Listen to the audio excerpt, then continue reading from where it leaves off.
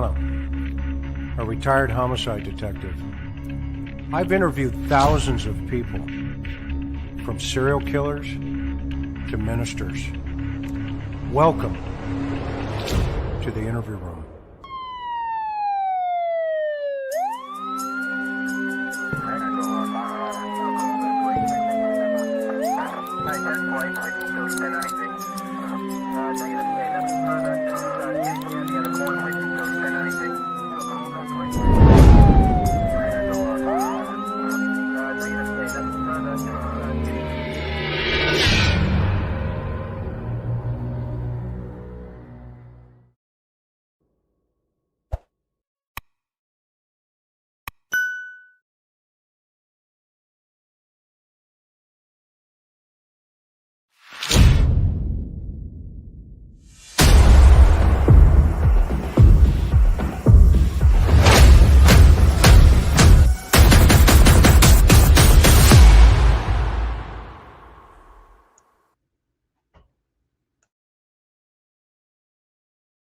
Everybody on this wonderful Sunday evening. We are so grateful that each and every one of you are with us tonight. And if you're with us for the very first time, we want to welcome you. And we only have one requirement. That is you hit the subscribe button and that you pass this information on to your friends, your neighbors, and of course, all your social media networks. Those networks are powerful.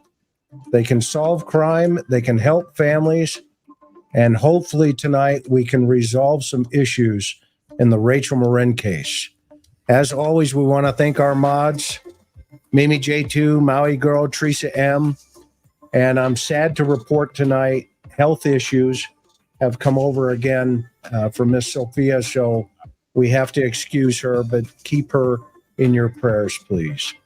Tonight we're talking about Rachel Morin. And as you know, we've got our panel back tonight. We've got Dr. Gary Brucato, Michael Morin, Rachel's brother, Matt McMahon, the father of Rachel's oldest daughter. And of course, tonight we welcome for the very first time to our show, Geographic Profiler Doug MacGregor. Dr. Gary Brucato is a visiting scholar at Boston College, where he collaborates with Dr. Ann Burgess and Victor Petreka on forensic research. He studies, among other things, how violent thoughts and actions emerge in psychotic versus non-psychotic persons. Gary's the co-author of the Columbia University Mass Murder Database, which is the largest mass murder database in the world with over 119 years worth of research. And he's the co-author of The New Evil, this great book right here. If you've not had a chance to get it yet, hit the links. They're below. And it's the understanding of the emergence of modern violent crime. Michael Morin, as you know, in the middle spot here is Rachel's brother. Let's please welcome him back this evening. Also, we want to welcome back Matt McMahon, the father of Rachel's eldest daughter and Rachel's ex-husband, who her daughter is 18 years of age. Matt and Michael have both provided a lot of insight into who Rachel is and who and how her lifestyle was. Matt shared a bit about some personal struggles that Rachel overcame in our last episode. And if you've not had a chance to see that, please take a moment to go do that. Also, Chris, Michael is sending a message that he's unable to hear any of us. Okay. Have him. Okay, I'll get to that here in a second, Gary. Okay, great. Okay. Doug MacGregor, welcome to our program from up north, our Canadian friends. We sure love you guys up there. Doug is a geographic profiler from Ontario, Canada. He was a big hockey fan, but right now he's not really sure what direction he's going to go. But he does like the hockey game up there in Canada, where that sport originally. You can find him on X at the Geo Profiler. He got involved in Rachel's murder last year, and tonight he shared with us some amazing stuff that we're going to share with you, and hopefully you folks will find this extremely interesting. Geographic profiling, as you know, is an investigative tool that's used for temporal, environmental, and geographic elements to support investigations, crime scene analysis, forensic behavioral analysis, and of course, victimology. So that said, we want to welcome Douglas. Can I call you Doug? Is that okay? Of course. Yeah. You good with that? That's fine. Okay, we want to welcome Douglas and Doug to the show this evening. Okay, some quick recap, and hopefully Mike can jump back in here and we'll resolve the audio issues real fast. Quick recap, fast facts about the particular case here that we're dealing with. And everybody knows in our chat, please keep it classy. Okay, let's see here. All right, just for a second, let me see if we can get Michael back in here. Let's get him back up online. He just sent me a couple of messages here. So while we're waiting for him, Rachel was attacked in Bel Air, Maryland on August 5th. She was attacked on a bend in a trail that when you're on it, you're out of view for a short time. And the suspect pulled her into the woods and brutally murdered her. We're going to go through the video that Douglas, Matthew, and Michael have provided this evening.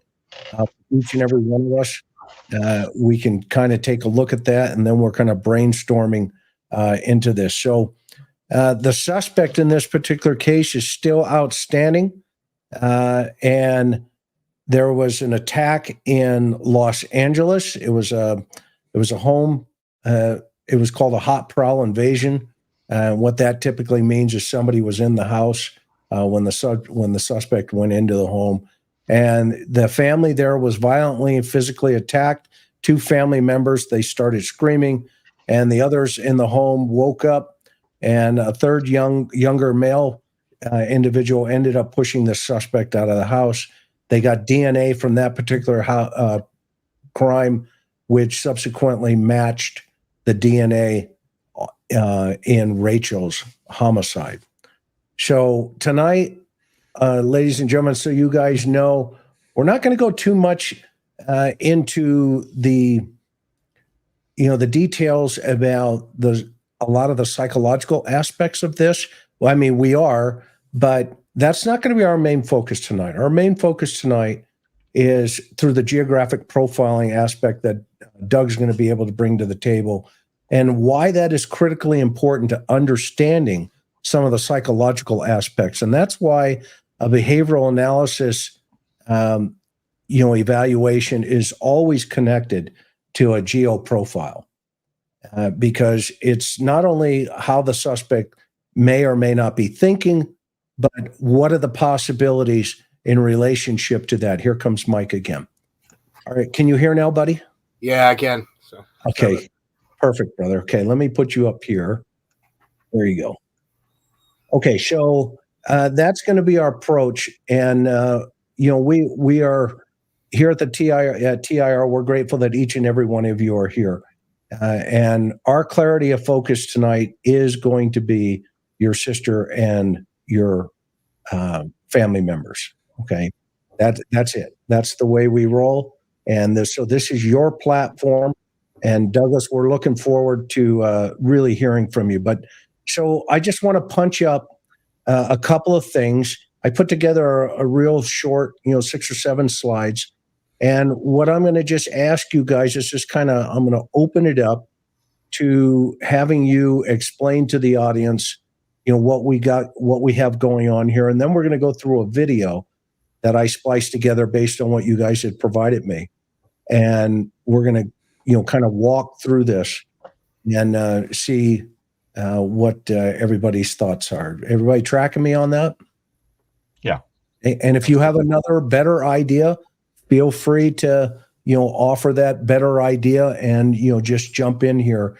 This is about your sister, okay? And, it's about your family member. So let's see if we can get some answers here. So tell the audience what we've got going on here. And why don't we start with Michael? What we got right here is on the left. It's one of the newly installed cameras, which is probably, I would guess 75 yards from where the curve is on the trail, near the tunnel. So that would be kind of if you were looking at the camera, it'd be behind your right shoulder, if this was your point of view. To the right is looking at the entrance to the trailhead. Okay. And Doug, you offered this information. Tell us what we're looking at here.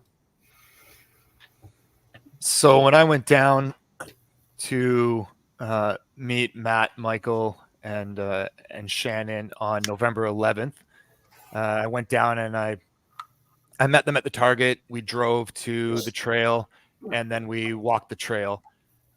Just as we entered the trail, we met a gentleman and his wife who saw Rachel the day that she was attacked. They saw her entering the trail just out of the parking lot, and they were kind enough to answer some questions for us. And the gentleman had already been to law enforcement and answered their questions as well. One piece of information he gave us was what Rachel was wearing that day, so we could get that out to the public. And obviously, the ladies in these photos are not Rachel. These are just photos that we were provided to share on social media, and it's showing what she was wearing. So she was wearing black athletic pants, and he remembered her as wearing either a black or white athletic top. Okay, awesome. So if folks want to screenshot this and share it on their X or any of your social media profiles, that if anybody saw her that day, this is the type of clothing she would have been wearing, potentially, correct? Yes. Yes, exactly. That's what the gentleman provided us with. Okay, so what do we have here? Okay, I'll go. This Go is ahead, standing in the tunnel where Rachel was found looking out. These are the only rocks in the vicinity of the tunnel. In the tunnel behind this vantage point, there's an absence of rocks in there, and as you can see a little bit more in the left photo as you go away from the entrance to the tunnel. There's no longer rocks. So with these photos, I was documenting the only location that I feel the suspect likely found the rock that he used. I mean, he obviously could have maybe found something somewhere else, but this is the most likely location as far as I can tell. Is the water coming at us in this picture or going away from us? It's running towards us from this vantage point and exiting the tunnel behind us.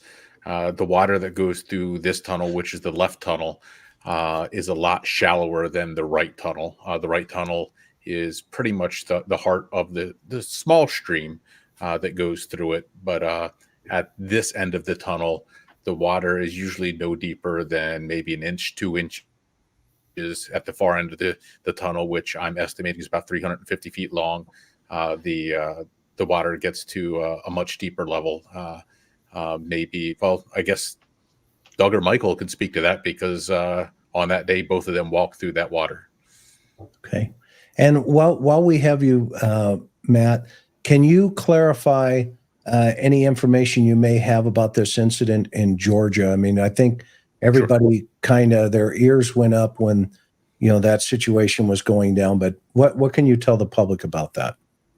I can confirm that there is no link whatsoever between the suspect that was apprehended in that case with Rachel. I did reach out to law enforcement because of the similarities in the case. Usually I don't put much weight in attacks that I see across the country, but there were a lot of similarities. So I reached out, and in response to that, they did reach back out to me Friday evening and let me know that they officially had received word that this suspect is not the suspect in Rachel's case. So there's no ifs, ands, or buts. There's no link. Okay. And typically they can run a rapid DNA. There's a program. It's a machine. It's called Andy, ANDI. It takes about 4 to 6 hours, but you can pretty much level set pretty quickly. So that's important information. Everybody, don't let's not confuse right now the Georgia situation with Rachel's case. We want to make sure that the suspect in Rachel's case is still on the forefront, and that means he's out there.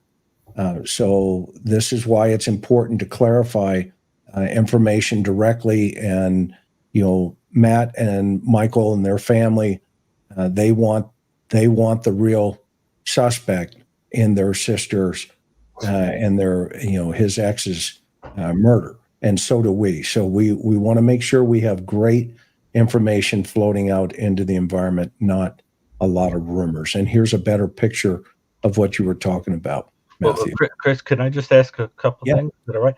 Well, first of all, something that would be interesting to talk about tonight at some point, I mean, not at this minute, but at some point, is that it is intriguing that in wondering about the Georgia case, we're sort of making an assumption that the MO in the next offense would be a sort of carbon copy of what happened in the prior offense. And that is something that's up for debate because we don't have enough data to know that. This could be somebody where he just uses whatever's around him and whatever technique he wishes to use in a given time, because there is such a difference between the LA attack and what happened here. Or it may be that he is somebody who is honing an ambush style way of attacking somebody, but we don't know that yet. So that's important. Second thing is, I hope that we can talk a few minutes about general safety surrounding people that are jogging, women that are jogging, and so forth, because we don't know if this person is going to copy the prior attack because it worked for him. And the third thing is that I wanted to raise is, does anybody know if the actual rock that was used as the bludgeon instrument has been recovered? Does anybody know that? I haven't heard. Or is that something that has not been reported? I don't recall hearing anything official. I've only heard reports from a gentleman that had claimed to have actually been at the scene that was not. So nothing conclusive. Well, the reason I ask, unless Michael's heard something different. Oh, have you, Michael? No, I haven't heard anything on the rock. See, the reason I ask is because, as Chris knows, I keep very extensive records of homicides because I like to think statistically and use search terms to kind of look through prior cases. And I was looking at cases that involve bludgeoning with an ambient rock. And what it looks like is that, in this, take it for what you will, but, I like statistics. What it looks like is that they are generally left at the scene. They're generally chucked by the offender into the area, or they're left right where the attack happened. And so it leads me to believe that if he's anything like other people that pick up a rock at a crime scene, he threw it somewhere around there. And if somebody had taken the time to look through all the rocks in the general area within a certain number of feet, chances are you would find one that had blood and fingerprints on it. So, I don't know if anybody has done that, but it would be pretty unusual to take the rock home with you. He might have washed it, in the water there. It might have gotten wet on its own. He may have intentionally discarded it. But what it looks like from prior offenders that I see who do that impulsively, just pick up a rock and do that, is they tend to just chuck it. And chances are it's within a little short distance of that. Chris, wouldn't you think, unless he was clever enough to take it home with him, chances are it's kind of around there. Was that true, Chris, in other rock homicides that you've seen? I know there was an infamous one you did examine. Yeah, and the interesting thing about this is if he did use a rock, well, if the rock is the weapon, which is highly probable. I mean, I saw those big logs there, two of those, those sticks. Right. That could be utilized as an instrument to bludgeon somebody. Mm-hmm. But if that rock was collected, something for your agency, Francine Bardol, she created what they call the Bardol method. And she's actually collected DNA off of rocks And so you might want to write that name down, Francine Bardot, and have the agency reach out to her. She's pretty famous. She created, what they call the MVAC, and she also was the very first person to do touch DNA, but it's called the Bardot method. And you can catch her and have the authorities talk to them. A lot of labs don't know that, believe it or not. I've seen her pull DNA off of shell casings, off of rocks, off of just the craziest things by using what they call an MVAC system. And then, of course, they separate that out. And so Francine Bardot. Chris, she started to get DNA off of things that are submerged in water. Yes, she is. She's a member of the foundation, the Cold Case Foundation, with Chris and with me. Isn't that true, Chris? Yeah. So you guys, so you can reach out, and get her phone number. And she'd love to help if they needed it. Okay. That said, this is you going through the tunnel, Michael. Yes. Yep. Tell us about this. So where I'm standing, I think that's the approximate location of where Rachel was found. And it's facing out towards the entrance near the trail. Okay. So the rocks that what we just saw in this slide is you're facing that view. Would that be accurate? Yes, that's correct. Okay, Doug, tell us about how far in she was approximately, if you know, and what's your thought process on what's going on here? So when we approached the tunnel area, I quickly deduced that she was taken into the tunnel on the left as opposed to the right. I love geographic profiling because humans are predictable. We all like convenience. We all like accessibility. Even offenders, when they're committing crimes, they like these things. The tunnel on the right had considerably more water in it than the tunnel on the left, and it was deeper water just getting into it. So, and you notice that because I went into both tunnels. So when you go into the tunnel on the right, there's no graffiti. Tunnel on the left, it's everywhere. So the tunnel on the left has been used on a regular basis.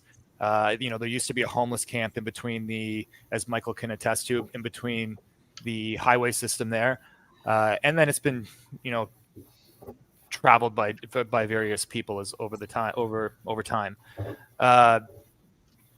The other thing I deduced right away is that she had been taken at least 15 yards into the tunnel. And the reason for that is when you're looking at the tunnel from the trail system and from the woods, there's a shadow that hits that tunnel about 15 yards in. And once you're past that shadow line, you're invisible. You're gone. You can't see anybody in there. So she had to have been taken at least 15 yards in. And, that's in one of the posts I put up, I put that she had been taken 15 yards in. And she probably wasn't taken much further. Once you're in the dark, you don't need to go much further in. So she was past that shadow line, and that's where she was likely attacked, which ended up, as far as I know, being the case. How far exactly, I am not sure. Maybe Matt or Michael have more information on that. The other thing about the tunnel is you can't hear anything. There's a very large echo from within the tunnel. So if you're screaming in that tunnel, because I did a couple scream tests and shout tests with the guys when I was there, but if you're in the tunnel and you're shouting, you can hear it all the way down the tunnel and out the tunnel. So again, I theorize that Rachel had to have been either unconscious or semi-conscious when she was taken in that tunnel, which goes along with the whole blitz attack, hit with a rock, a log, a fist, whatever she was hit with outside, and then she was taken in there. But if she was in there and she was shouting, a passerby would have heard her. Do you leave footprints in there? You cannot see footprints in there. It's just it's concrete. That is on either side. Looks kind of mushy. once you get to the far end, Michael and I went down to the far end. The water gets deeper, and there's a lot of sediment that has just settled at the far end because it's traveled down the water and it's settled there. But even the sediment, it's all underwater. Michael said it was underwater in August, and again in November when I was there, it was all underwater as well. So, you know, immediately after you may have seen footprints from water, but there's no imprints that you could have seen that would have been left. And just to comment on something you said, am I understanding correctly that it's not established fact that a rock was used, that it could have been a fist? I have not heard that a rock has. I have not heard law enforcement come out and say that a rock was used. That's not. Yeah, I haven't heard that that's been confirmed. I see. So it was some kind of an object or a fist. It could have been a hand. Yes, I've only heard blunt force trauma. Blunt force was the method used. That's all I've heard from law enforcement. Although generally for a blitz style attack, you use a metal or ambient object. I mean, or it could be a punch. It is true. I have seen some cases with a punch. It could be, and I agree with you. It's likely something used at the site in these kind of attacks. And Right. you don't bring something big and heavy with you to the woods hoping that you're going to encounter somebody to attack them, right? So it's something on site. And you're right that they usually discard it on site. I mean, even if somebody attacks somebody with a knife or gun, they usually discard it relatively close because they don't want to be caught with it later on. It just heightens the level of risk. So if it was a log, a rock, whatever it is, it was probably likely discarded within 300-400 meters at the most of the site. That's why I was wondering about. I mean, I'm sure bloodhounds and things have combed the area already, but it's hard to believe that it isn't around there somewhere. What'd you say, Matt? They did have dogs there for the search. The dogs arrived a little bit late because there was another missing person, but hours into the search, there were a number of dogs that were brought. And in speaking to the rock, I have no reason to believe that it wasn't a rock. I've always believed that the reporting was accurate, just because the person who did say, even though he was not a witness, he was the stepfather of the woman who found Rachel. And that is a comment he made. So even though I know he doesn't have firsthand knowledge, I personally believe at least that aspect of what he said. And Chris, from an investigative, I'm so sorry, from an investigative perspective, do rocks that have been washed of blood still have a scent that is picked up by dogs? It's hard to say. It would be, the environmental conditions that day. The animal could pick it up quickly, and they can detect also the human scent even underwater. That's why sometimes you'll see cadaver dogs on boats. That scent will rise through the gases from the body. Mm-hmm. But in this particular case, she's obviously in that tunnel. I suspect the attack, we'll get into that based on as we go along here. I don't want to get ahead of us here. But Michael, did you have any thoughts or comments based on the comments so far, or Matt, anything else from your guys' perspective? No, I don't think I have anything. Okay. All right. We want to be sensitive to that, obviously, up front. So, Doug, unpack what you got going on here. Sure. And before I do that, I'll answer a question that was in the comment section. I've been watching it. It's pretty interesting. Somebody put in the comment, was she unconscious? It's pretty hard to carry a body, whatever it is, about 60 yards to the tunnel from the trail. And I completely agree. And that's one question that I presented to Michael after August 5th, when he had visited the site. Did he see any drag marks? Because obviously it's hard to carry dead weight. It doesn't matter how much somebody weighs. Now, it is possible that she was attacked on the trail and carried, unconscious and carried or dragged. It is possible. The other possibility is that she was, coerced, right? Is that, you come with me, I won't kill you. You be quiet, I won't kill you. And then the attack was done in the tunnel. That's obviously a possibility. But all I was trying to emphasize there is that there was likely no screams coming from that tunnel. So at some point she was incapacitated before she could scream from that tunnel. This picture that I have here, this map I have here, now I like to use Google Earth when I do all my public posts, because people can draw from that. Everybody has access to Google Earth. I use other programs like ArcGIS when I do my professional mapping, but I like Google Earth because everybody can access it and relate to those images that I post. So this one, so most of the ones on here are all the ones that if you put up will be from Google Earth. So the trail system here is in yellow. That's not the whole trail system. That's about half of it. It extends further. But that's the main section that from what I understand that people run. Rachel's car on the green pin there, that's where she parked. And then the top one or the bottom one? Sorry, the top one that's labeled Rachel's car, yeah. And then she ran through, and the green pin at the far end's another parking lot as well. I think there's a dog park there. Mm-hmm. So that's the route, and the red, we'll call it a circle shape around the trail. That's about 500 yards in every direction from the trail. So the reason I put that is that I said it's likely that the offender has an anchor point within that 500 yards. Now, the reason for that is this is an urban trail. This isn't a rural trail. There's lots of trails and parks and reserves and nature areas around Bel Air. If you travel 10 minutes outside of the city, you could have gone to a rural trail. There would have been no witnesses and low risk. And this offender, it would have been easy for them to go there, but they didn't. They didn't drive there. They didn't attack there. So they chose an urban trail system, which just it heightens the probability that this person walked through this trail system. Driving is risky because driving, you have to park in a parking lot. Parking lots are populated, right?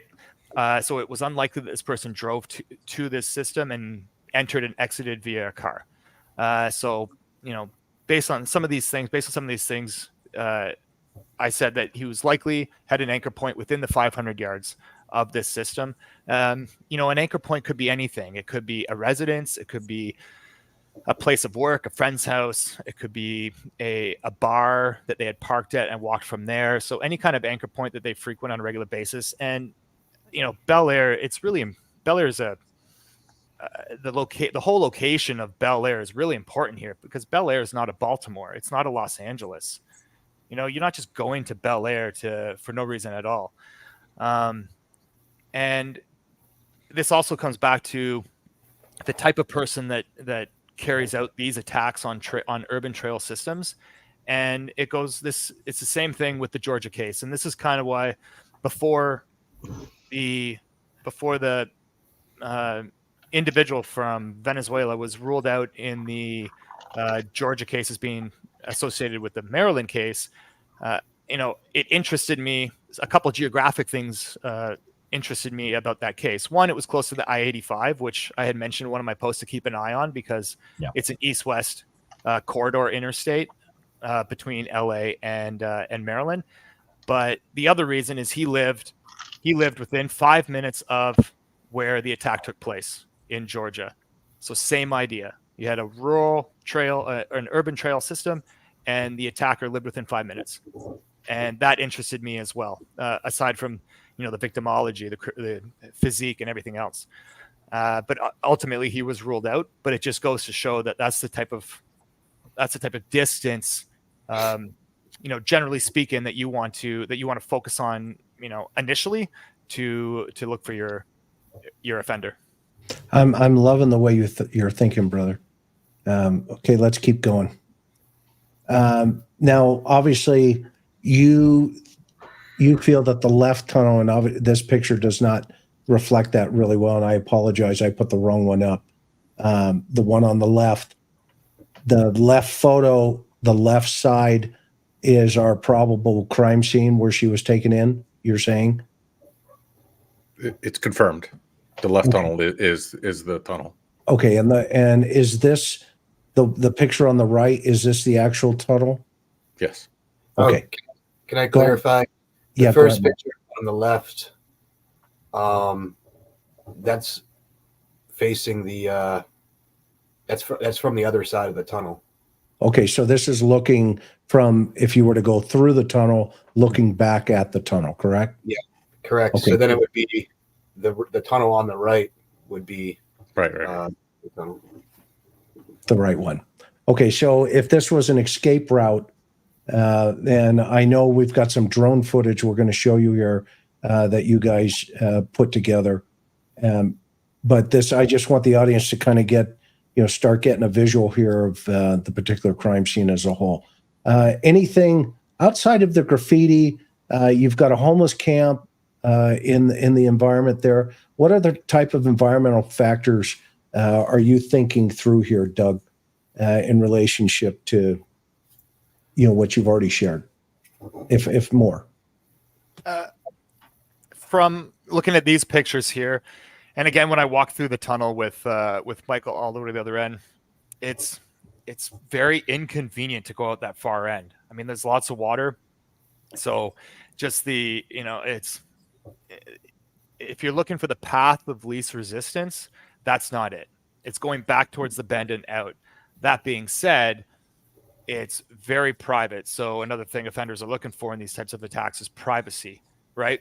Hence the tunnel. For me, this tunnel, everything about this attack is about the tunnel. This trail system is a long system, but it happened here, and this tunnel is the only place on this entire system that you could take a body and have take a person and have time with that person to attack that person. There's a large tunnel that goes under the highways, but it's lit. And this kind of goes back to the whole putting the cameras in place. It's called crime prevention through environmental design, CPTED, and it's a part of environmental criminology.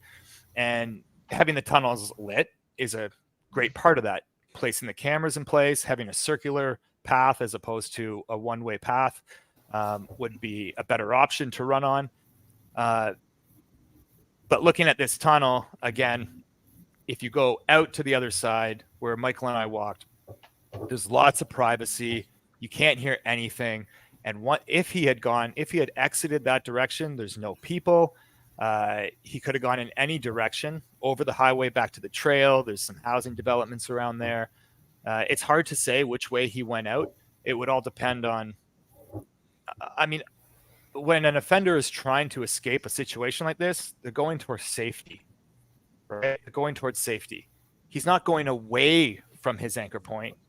He's going back to it, right? He might initially get a little away, but eventually he's going back towards it. So if he's parked, or if he has an anchor point over, closer to downtown Bel Air, the commercial area down by the Target or something like that, he's not heading north. He's heading back that direction. So it kind of depends where his anchor point is, but he could have gone out either direction. I guess for him at the time, it would just be, a risk assessment. Do I go towards people, or do I exit this way and kind of have some privacy and some time alone? So where the pin is, the attack pin to the drainage tunnel, what's the distance there? That's about 60, 70 yards. Okay. And the foliage at the time, I'm assuming this is a pretty consistent, that time of the year, he would have had this type of concealment potential. Yeah, I think that photo specifically was taken in September from Google Earth. So roughly within a month of the attack. Obviously, when I went down in November, all the foliage was gone, the leaves had fallen. And it was much easier to see the tunnels from the trail system. But back in August, I guess the guys can attest to, you couldn't see the tunnels from the trail. He would have had to known that tunnel was there. And for me, that tunnel is the key to all this. He chose that place, that point of attack, based on having that tunnel as a secondary location to take that body, to take that victim. Gary, thoughts? Well, it's just that it really drives home that image I keep using of a spider in a spider hole that ambushes and then pulls a person into a quiet place to do what it is they wish to do and intended to do, to play out some kind of perverse need or fantasy. One thing I wanted to clarify is, if you go through the tunnel, you wind up at the interstate at the other end. Does it take you out to the interstate, or is it more forested area? What's on the other end of it? Where do you wind up? Go ahead, Michael. Yeah, so it's more forested area. It's surrounded by, highway. So you go through two. That actually goes like where the picture is right now. The drainage tunnel goes through two of those roads. Oh, I see. Yeah. And then, Is this an exit point right here where my arrow is? I don't know if you can see it. Through these, underneath these two roads here, is this an exit point for that? Past the car on the second road. Yeah, it's past the car in the second row. It's basically the far left bottom corner. Yeah, because if he escapes out to the road, I mean, is the idea that there's no person driving by, or you have steep embankments all the way up, maybe 30 feet. So you can hear, and there's foliage. You can hear the cars rushing by, but when you're in that area, you feel completely secluded. Like you're so close to people, but there's no way they could ever know that you're there. You know. Oh, that's very interesting. Yeah. So it sounds like the acoustic ambience in this thing, is it in his favor? Doug, your assessment of this? Absolutely. I mean, if he exited that direction, once you're in between those two highways, you can't hear anything. But I mean, by that time, it's just him anyway. It doesn't really matter for him. It's not the acoustics at that point. It's just the surveillance, natural and hard surveillance, right, from people and from CCTV. So if for him to exit that way, it's just getting away from surveillance, away from people. But the acoustics itself, he would have, for him, it was more visibility. Like I said, there's a lot of acoustics inside the tunnel, but for him, that was the one point on the tunnel that he could have privacy. The one point on the trail that he could have privacy. I mean, if he wanted to, he could have taken her all the way through the tunnel, but he didn't need to, right? So the attack happened, and then he exited whichever direction. I'm not sure. Now the one thing I find, the bend at that trail, and that's why everything for me is about this tunnel, because the bend at that trail is a very high risk location, very high risk. More than any other spot on that trail, you can see 100 to 150 yards in both directions. I stood at that trail for about 15, at that bend in the trail for about 15 minutes. And there wasn't one minute when I couldn't see people in both directions. So this offender, and when I was there, it was about 5 o'clock on, what was that, a Saturday in November, right? So this guy was there about around 7 p.m. on a Saturday in August, and the trail would have been more populated. And for him to see Rachel coming down that trail, and I calculated it would have taken her, what did I say, about 13 seconds or so to jog that 100 yards. So for him to see her coming down that trail towards the bend, attack her, subdue her, and take her, carry her, drag her to that tunnel without anybody in any direction noticing anything, the timing would have had to have been absolutely perfect, because it is such a high risk location. That's why he kind of gave up the high risk. He accepted the high risk to have a low risk secondary location to take the victim. Well, Doug, you raising a very important point, because people who think in terms of organized, disorganized, or mixed in terms of the offender. I mean, for example, it was mentioned that I work all the time with Ann Burgess, who's somebody that helped to develop that typology. What's complicated about this is that on the one hand, the use of an ambient object and the high risk are suggestive of a disorganized offender, actually. But the concealment of the person and the use of a blitz style attack and some of the things you're talking about are suggestive of an organized offender. So that the truth is there are pretty mixed elements here. Mm-hmm. And, unless the idea was that this was somebody who was aroused by the risk taking element of it, who is an organized offender, but who liked the notion that he could be caught, who has who gets turned on by that quality. But I have to tell you, that's one of the most puzzling thing about this, is that you would get a very different profile depending upon how organized you think this person is. If he's a disorganized guy, he'd be walking around, kind of, with blood on him, or not really concealing or doing things like that. So it's intriguing that an organized guy did something that has disorganized elements to it, that looks pretty impulsive and pretty boneheaded for somebody clever enough to set up an ambush. And so I wonder what your thoughts are on that. There are some contradictions in the profile. Yeah, absolutely. I think he is a mixed type offender, but you often, it's when I'm speaking of like him giving up risk. So there's an inverse relationship between risk and control, right? And I can give some examples of that. Just something that everybody may know. John Wayne Gacy, incredible risk, but incredible control. The bodies were buried, most of them, in his house. He had control over all of them, right? But very high risk. If you get caught with them, you're the guy, right? You're not going to get out of that. And there's lots of cases that we can think of that. Gary Ridgway, okay, the opposite, no control, a little bit. He's a bad example because he grouped them in groups of 3, but we'll use him as an example anyway. Less control. He took the bodies 30 miles away. He, discarded them, buried them. Now he has no control. He can't keep an eye on them, but no risk. Tying them back to him is very difficult. He was actually semi-intelligent in the sense that he grouped them in groups of 3, so he knew whether law enforcement found them or not. Right. So there's that inverse relationship between risk and control. Now, in this specific case with Rachel, as I mentioned, he gave up the same thing. He wanted the control of the tunnel, right? And so there's that inverse relationship. He had to take more risk.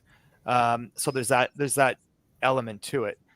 But I think that he was organized in the sense that, and when I went through that whole timing, if he was at or near that bend, and like I said, he sees her coming around the corner, coming down towards the bend. She takes about 13 seconds to jog there. It's very unlikely that in 13 seconds, he not only had the urge to attack somebody, but he attacked them. He subdued them. He transported them. And in that same 13 seconds, he identified a secondary location that was completely private and completely free of surveillance. So he, in a sense, he was organized in that he had already picked that secondary location. He knew what he was going to do. If he had attacked somebody, he knew where he was going to take them. So he was organized in that sense. Yeah, he certainly had a fantasy. There's no question but it's interesting because in cases where there's a pretty much organized situation, but you see these glimmers of disorganization, my experience has been that a lot of times they're intoxicated or high, and so that you get a mixture of disorganized traits in a pretty organized fantasy. And it wouldn't be surprised to me if we found out that the use of alcohol or drugs was a come on for this guy before he could enact. We see that in a lot of offenses. It's also possible, that, he's an impulsive guy with bad foresight who happens to be, an organized offender, but has a judgment problem where he's excited by the impulse of the whole thing. But I'm pretty sure somebody said in a prior episode that they suspected that this was somebody who used alcohol at least, or drugs. Was it Michael? Were you the one who said that you wondered about alcohol use? Yeah, I had some suspicions, but it was just speculation. And Chris, did you say that there was alcohol left at the LA home in addition to the hat?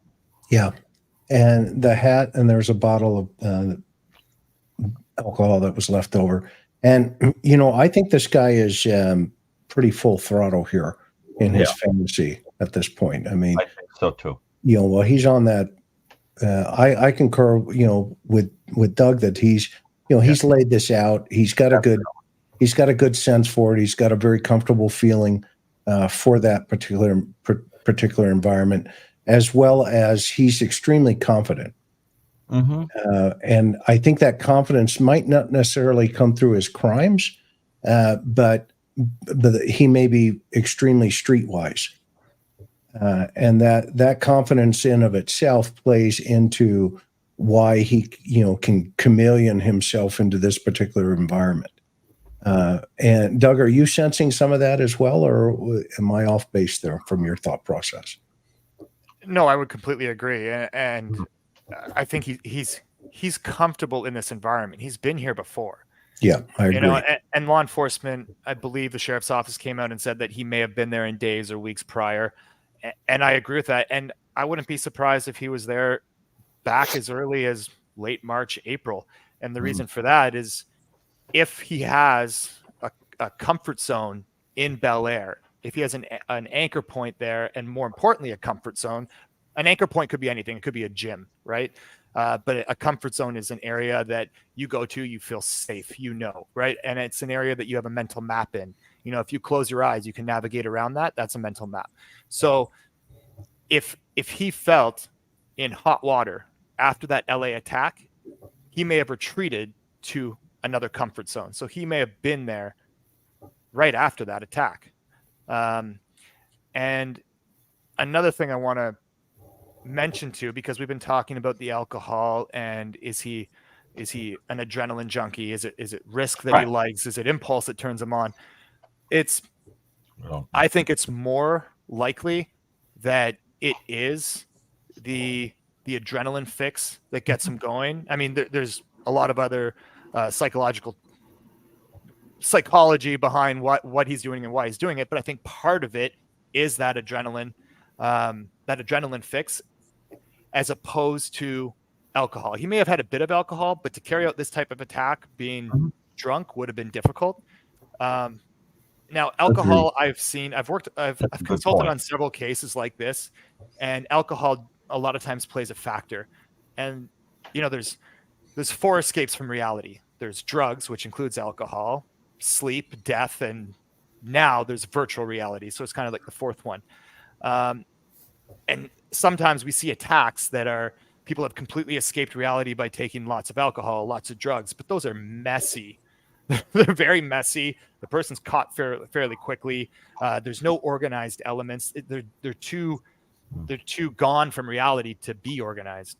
But this one, he wasn't. So there may have been alcohol involved in this, absolutely, but I don't think it was enough to completely take away all of his judgment. Well, it's interesting because if you look at somebody, for example, like Bundy, alcohol was used to grease the wheels, but only a small amount of it initially. But then by the time you get to the Kimberly Leach case, he's so intoxicated that he gets pulled over and is kind of bombed. And so that I think that there's almost a parallel between the addictive quality of the alcohol and the addictive quality of killing. Where it just gets sloppier and so forth as time goes on. But I agree. I absolutely agree. Let me be clear that if there was any use of it, it was not enough to disorganize him grossly. It's just that something made him a little bit impulsive and risk-taking. And it probably was his personality, to be honest. But we see that in a lot of offenders. Chris, you know what I'm talking about, that you can get subtle disorganized elements in somebody that's had a few drinks.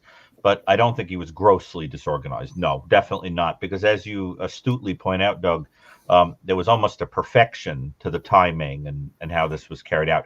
Do you think that comes from having pre-mapped it or from experience with other victims? Or where do you think he got that from? Luck? What was that?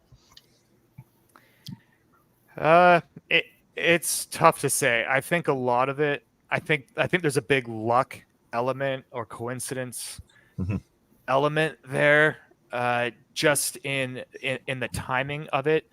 I think he did, in a sense. I think he mapped out the location. Now, it's hard to say whether this was his first time doing this sort of attack or not. I believe it probably was the first time doing this sort of attack. And, you and I had corresponded a bit on X or Twitter, that, we're kind of on the same page that he was likely involved in the penal system in the past. That's my opinion. It seemed to be your opinion as well. Now, involved in the sense that, cases that did involve either taking DNA samples, or he was involved in crimes where DNA was not taken from that crime, like theft, that kind of thing. I think this was probably his first time doing this sort of attack. Now, I think this sort of attack, this adrenaline rush, will happen again for him, but I don't think I don't think it has to be every single time for him. You know, adrenaline junkies, they don't need to go jump out of an airplane every single weekend, right? I don't think it has to be every single time. I mean, obviously there's probably a sexual element to this as well, but for the adrenaline fix, I don't think he has to do this style of trail attack, blitz attack every single time. And this goes back to the MO. Now, the MO might evolve, right? It might change over time. And I think every now and then you're going to see an attack that has a big risk adrenaline element, but I don't think it's going to be every single time. Right. That gets right to the question I raised earlier, which is that when we were, people were, I mean, myself included, and it sounds like you also, Doug, when people were wondering about a potential linkage with the case in Georgia, there is a kind of assumption in there that you would have a kind of carbon copy quality to the offense where you're honing an MO and you're going to do it the same way every time. But if you look at the offenses of serial offenders of the type that I think this person may wind up being, they can be pretty diverse. I mean, it's just that there are certain elements in common. Signature elements are what are going to be there every time, but the MO can change. I mean, Chris, that's a point that we make over and over again in the foundation, right? That, I mean, your MO can evolve, but your signatures are the key. Yeah, I think this guy made it pretty clear in the Los Angeles attack. The LA attack is going to be the first chapter and the last chapter in this guy's book. The first chapter obviously shows us his confidence level in relationship to, how he entered that particular residence. The second page inside of that confidence level shows us that, he's able to make an attack on a family that's sleeping, and simultaneously, we know that it's not necessarily a completed sexual assault, but we know he leaves the house without his shirt and his shoes on. So there's a high probability that he's motivated, sexually, to move into that house. And I would submit to you, the victimology in that particular case is going to be that little girl, the young girl, inside the residence and or the mother of that residence. And the guys were kind of in the way, almost like Dennis Rader when he took on the Otero family. The ultimate prize there was Josephine down in the basement. And so with this guy here, though, I mean, Gary, I think you know more than anybody on this panel about he's in a full throttle move here. I agree that it's a possibility that the first case where he got rejected, i.e. LA, he's going to have much more comfortable. He's going to have much more anchor points, as Doug points out, in Los Angeles. I think than he does out here in Bel Air. Okay? For a variety of reasons, and we can get into that later. I don't want to lose a clarity of focus of where this conversation's going. But this guy is extremely. I agree with everything that Doug said. This guy's extremely comfortable with this environment. Definitely. I wouldn't take alcohol off the table. I'm not saying he's drunk, but I definitely think alcohol is in play here. In my career, I worked over 300 murders in my career, and I've yet to find a murderer to tell me they didn't have a drink before they went out and committed the crime. Okay, so I think that takes the edge off of this guy, and that also emboldens him. And that may be part of the pump here for his his courage and or his confidence, and the fact that he left a bottle at the house in LA. We don't know if he had been invited into that house. We don't know if he had contacts with inside of that house, if he knew the family. There was all kinds of trash out on the porch. If you look real closely at those particular pictures when he leaves, and there could have been some parties going on, and he just happened to be in the neighborhood. One of the locals that the family knows something to that effect. I'm not saying that the family knew him. He obviously had an acquaintance of some sort with inside of that home. There had to be something that connected him to that house. Why he came in through the back, I don't know if he came in through a back window. I don't know if he came in through a back door, but either way, he was comfortable enough to take his shirt off when he's leaving. His shirt is off. It's underneath him, and enough to have his shoes in his hands. And he is just casually, while being pushed out of that house, he's just casually walking away like, okay, we'll see. Well, my guess is, Chris, that we're dealing with a psychopath. And you have to remember that psychopathic people, by definition, don't have normal fear responses.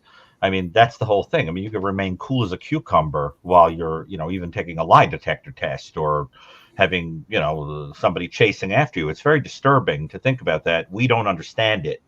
We have an empathic kind of fight or flight, in place limbic system. But these are people who have a reptilian coldness to them, and it's important to really get that.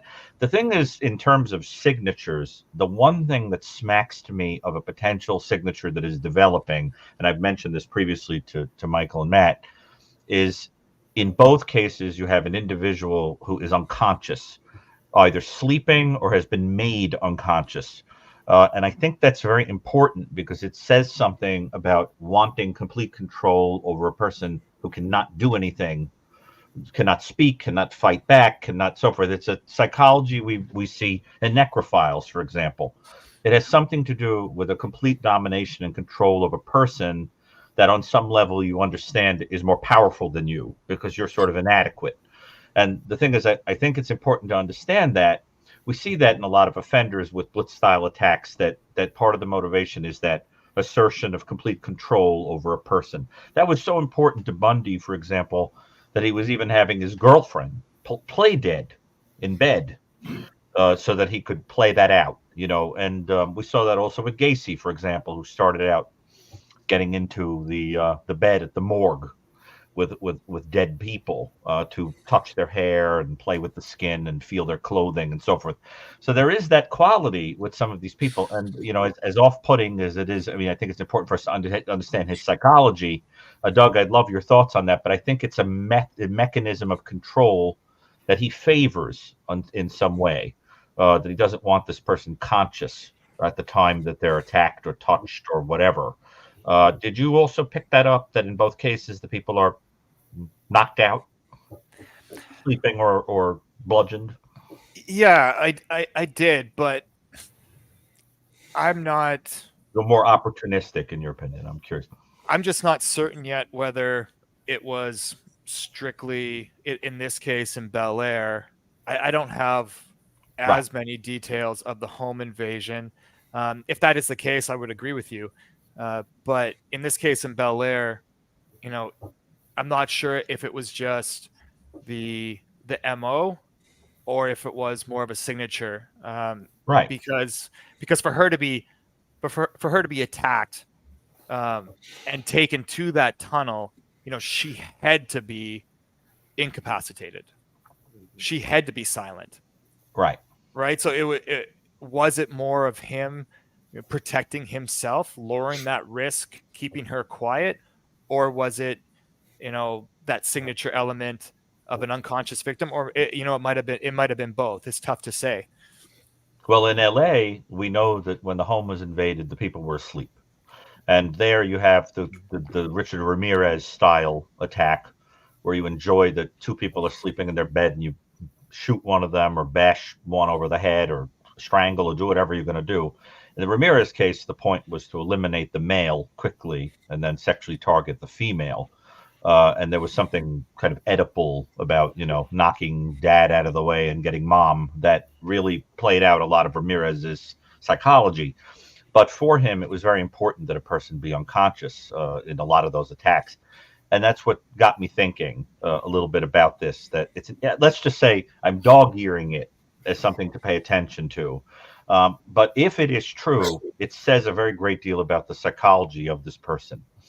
We saw that also in the Koberger case, right? Going into a home where you think they're going to be sleeping or intoxicated, and you have the cover of night, and you can take advantage of it. There's a practical element to it, but it probably also says something about the psychology of the offender. It's very different to attack a person awake. For example, Chris, wasn't it much bolder for BTK to go into a home where 5 people are awake? Yep. And then if he had gone in when they were all asleep? So it says something about that's not a risk-taking thing to do. That's rather cowardly. And I think one of the other things that we should all keep on the table and consider here, we're presupposing that he just grabs her and pulls her in there, and that she, Correct. Didn't have an opportunity to scream. We don't know if there's a secondary weapon involved in this. We don't know if he had a gun, and then he took it, personal in relationship to picking up a rock. Like a coercion situation? Coercion situation where he takes her off the trail with a weapon of some sort. Now he's got complete control over her. And, the fact that environment, the ambient environment in terms of the acoustics out there, to Doug's point, the fact that she could have screamed and probably would have been heard by a variety of different people doesn't necessarily mean he did not have, a gun, or a knife or something to that effect that gets her in there. And now it becomes, the violence of, why shoot her? Because that makes too much noise. And this is just speculation, but it's something we need to consider here, because if he is, and it sounds like he is, he's in his growth process here, where he's starting to figure out what works and what doesn't work. And we don't know what the next one's going to be. And I don't want to lose touch of this next slide here, because I think this is important. This is the target. Am I right, Doug, that you put this slide together here? Break this one down for us.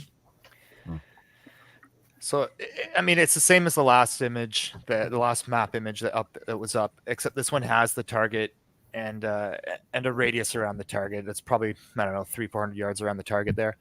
So the target was the last place, and Matt or Michael can jump in here as well. But target was the last place she was at before she went to the trail. Now, what she bought at target is insignificant to this whole case. But the reason I put the target in there is because it is plausible that whoever saw her at target. Now, I don't understand that to be the case. I have no evidence that proves that to be the case, but whoever saw her may have seen her at target. They may have overheard her going to the trail, and the walk from target up to the trail, as you can see, it's just a few minutes walk up from the target. I have that green line to where she was attacked on the trail. So if he knew she was going to the trail, overheard her, spoke to her, and she said, "Oh, I'm going to go for a run on the Monpont Trail," he could have intercepted her. So there is a possibility, being the last place that she was, that her first interaction with this offender was at target. Now, as far as I understand, law enforcement have, interviewed people and reviewed CCTV from target, and they haven't seen any evidence to that. But you're always looking, whenever you're, law enforcement, they all do this, but whenever you're looking at a crime scene, you're going back to, the last places that victim was at to see if there's a connection, because you want to find the first point of contact with the offender, and it's not always at the crime scene.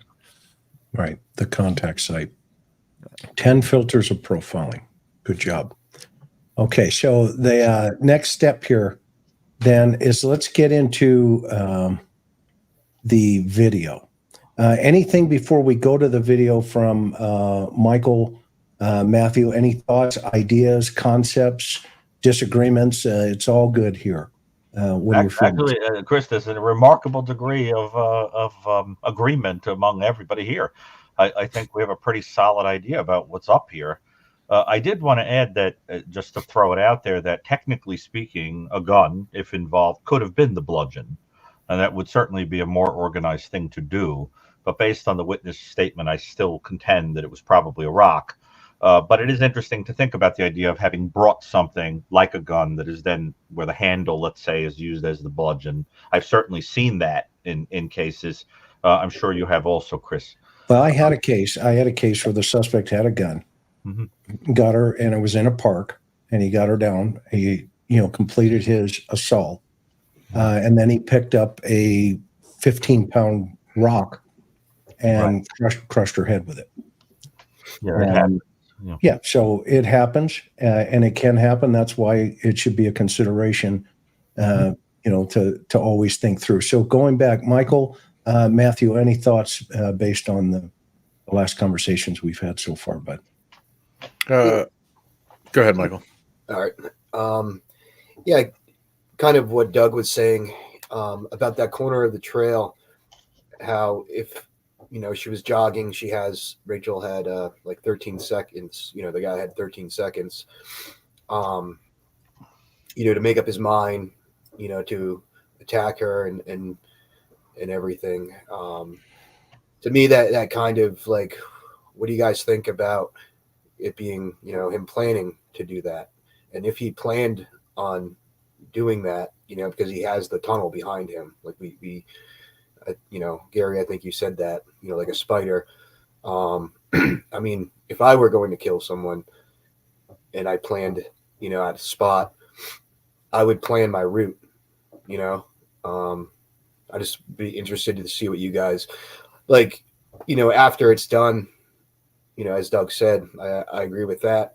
If it was kind of like a surprise that he did it, he's going to, make his way to the safety point. But if he planned it and thought about it, maybe he didn't know he was going to do it that day. Did he have a plan to exit? And would that change like where he would exit? Because I think that if we were to find out where he left, I think that would point to him. So I'd just be interested in, everyone's here, so your perspective on that. That was a great question for Doug. Yeah, and I think this will all go once he is caught, and he will be caught. All these arguments will be made as to whether this was premeditated or not. And it'll be hard for him to get out of premeditated murder in this case, because with the right prosecutors, because in my opinion, it was planned, opportunistic. Okay, let's just go through. So in my opinion, it was planned in the sense that he knew he was going to attack somebody. And the reason I just have a little hesitation here is because I know the sheriff's office came out, or the sheriff or one of the law enforcement agents, and said that it was their gut feeling that she was stalked. Let's set that aside for a minute and say she wasn't stalked, and say that he didn't know her. Let's just go with that scenario for the moment. I still believe it was planned, in that he had a location picked. He had a secondary location picked. And based on that secondary location, he had a primary location, which was the bend in the trail. Now what he's waiting for is opportunity, right? He's got availability. He needs availability and opportunity.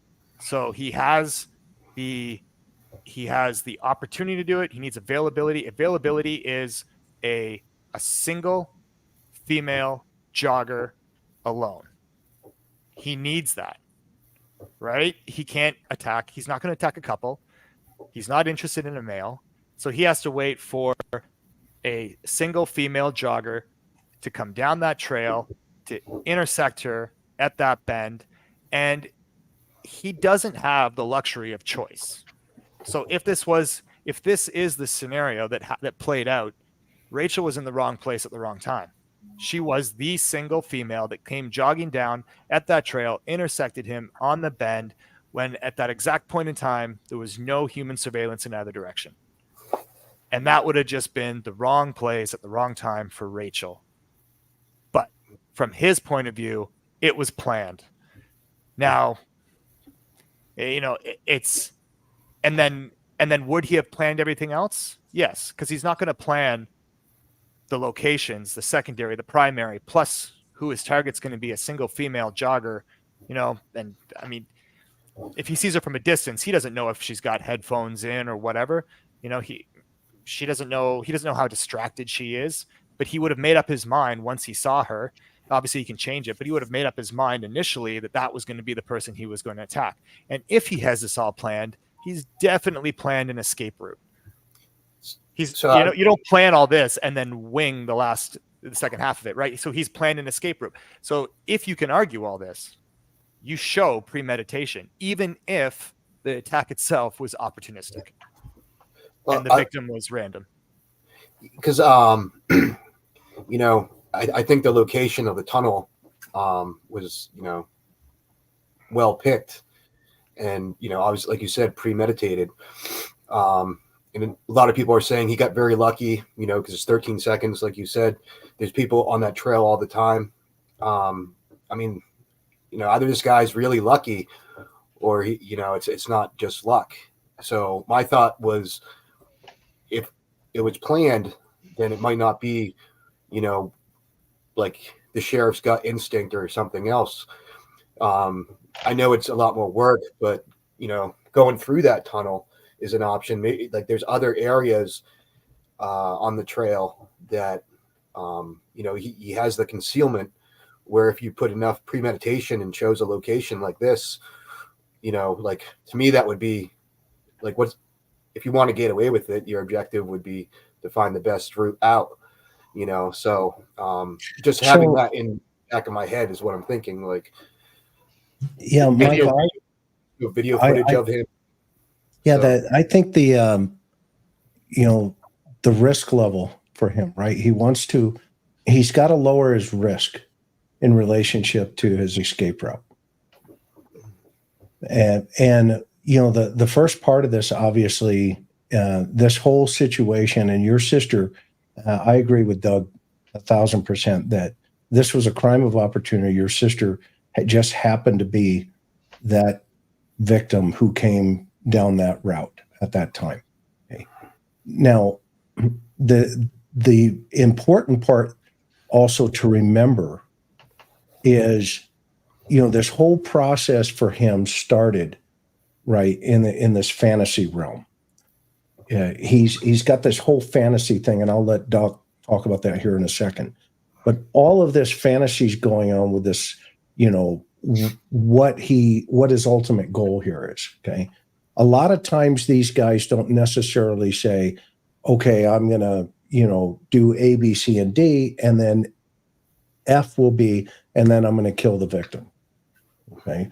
A lot of times the fantasy, in fact, just about every time, never goes the way they anticipated it going. Okay? It always turns into something where they run into a Rachel, and all of a sudden she's a fighter. Okay. And now he's got to fight. Okay. Wesley Allen Dodd was notorious for that with kids. He would just walk right up and just move them out of their initial contact point into an environment that he was hoping, okay, would be comfortable. The tunnel, though, is a game changer in this. And I agree that tunnel in of itself, he had to have some familiarity with that particular tunnel. Okay? Now, whether or not after he kills your sister goes out, you know, the same way he came in, that's a high risk. Okay? But it's also, you know, because now he's running out of the same tunnel, okay, that potentially somebody saw him go into, potentially somebody heard something, okay? And on the other side, what's on the other side over there? Okay. It's a higher environment in terms of getting out, i.e., you gotta, you know, climb embankments and that type of stuff. Go ahead. I'm listening. There's also, and I'm not saying he went that way. No, I understand. I'm trying to think of other, you know, there's like a little pond, like a little reservoir there, but you can walk around it. And then there's another set of culverts that pop you out into the woods further down the trail, like in a secluded area. So if you came out the same way he went in, that's, or do you have to go through the tunnel to come out on the other side to your area? Yeah. So if you go through the tunnel, it's like a wooded area right when you first get there.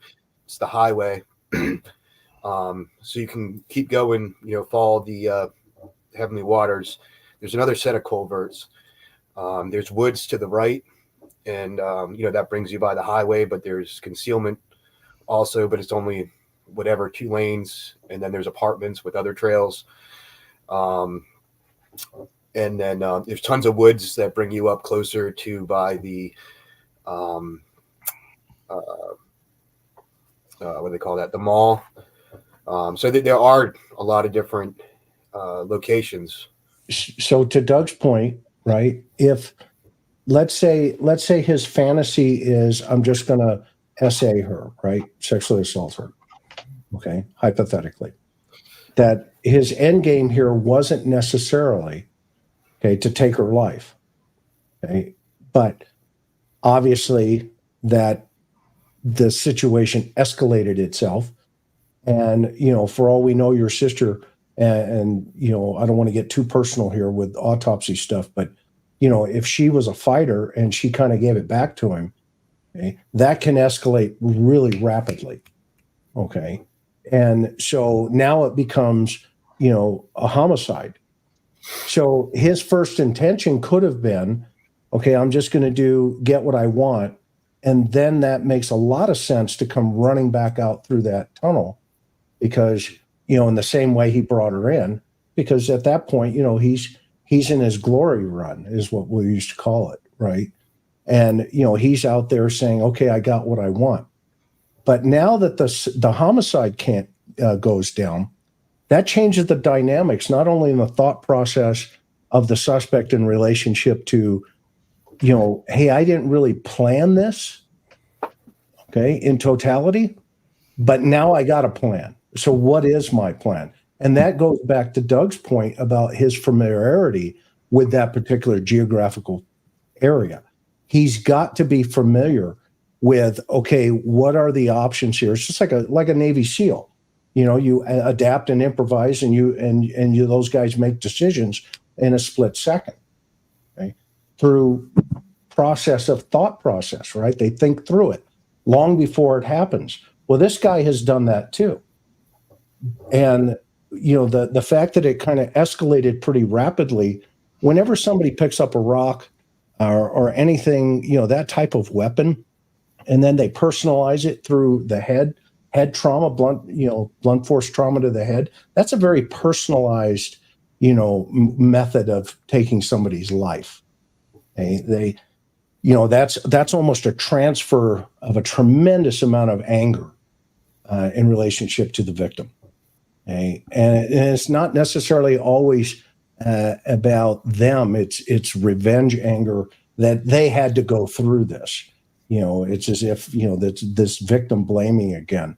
I can't tell you how many times I've interviewed people where they just look at you and they go, well, you know what, blah, blah, blah.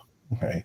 So I think if he did go through the tunnel, hypothetically, and we don't know, but if he did, okay, that was his advantage to go through the tunnel. If he came back out through the front, which Doug is feeling, and I don't disagree with that, okay, that actually put him at a disadvantage because now you have eyewitness potential. You have, again, we go back to evidence trail potential, i.e., if he pulled your sister in there and there's evidence of her being moved, okay, then there could be transfer on his shoes, on his feet. And remember the gal I told you that I had, she was hit with a rock? Well, we found fecal matter on his tennis shoes from her. Okay. And we nailed him with DNA from her, problem. Okay. And so that again puts him at a disadvantage because he's coming out the same way he went into the crime. Okay. And it happens all the time. And Doug, can attest to that. And Dr. Brucato we can all attest to the fact that, yes, it does happen all the time, but I don't think we have enough information right now to know that for sure. But it doesn't change the psychological aspect of the offender in of itself just because of that one particular dynamic. So I know you're probably processing that, brother, and that's totally right for you to do. And stay on that lane if that's the lane you need to be in, 100%. But at the same time, when we get this guy, i.e. the cops, when they get this guy and they get him in the interview and they put him in that room, okay, that's when some of those minutia details come out, and it may not be something that we were even talking about tonight, right? I mean, it could just be one of these things out of left field, and we go, wow, where did that come from? Gary, what are your thoughts? Well, first of all, I believe, I mean, and there's a long answer to why I believe it, but I do believe this was probably the first homicide for this individual. It sounds like, Doug, you agree that this is probably not the second or third or fourth time, etc. Although I do believe that this is a person who had absolutely no compunction in doing so.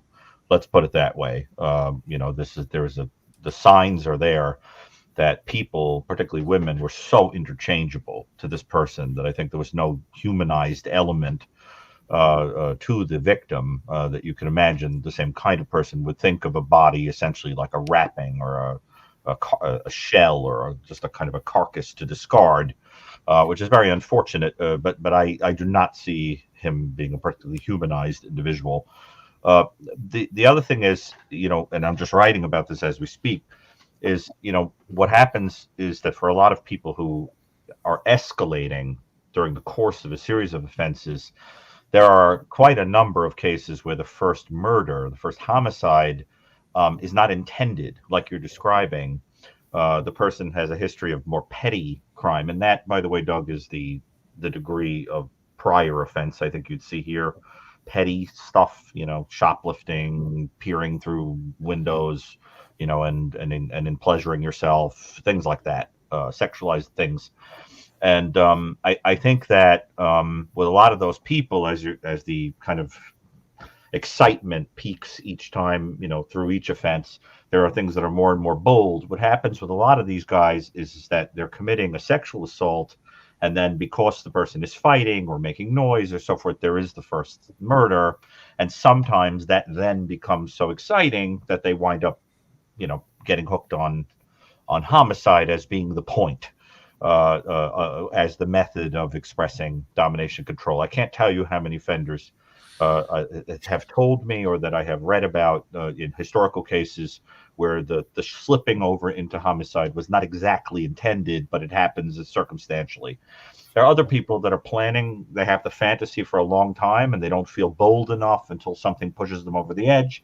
And there are some people that go in with that intention from the beginning. I think the problem is, in this case, is that there isn't enough data to know which one it is. All I know is that the signs of the probable personality of this individual, glimpsed from what we know, suggest no compunction whatsoever. I mean, wouldn't you agree, Doug? This is probably a sadistic and psychopathic person who isn't going to have too much compunction about killing.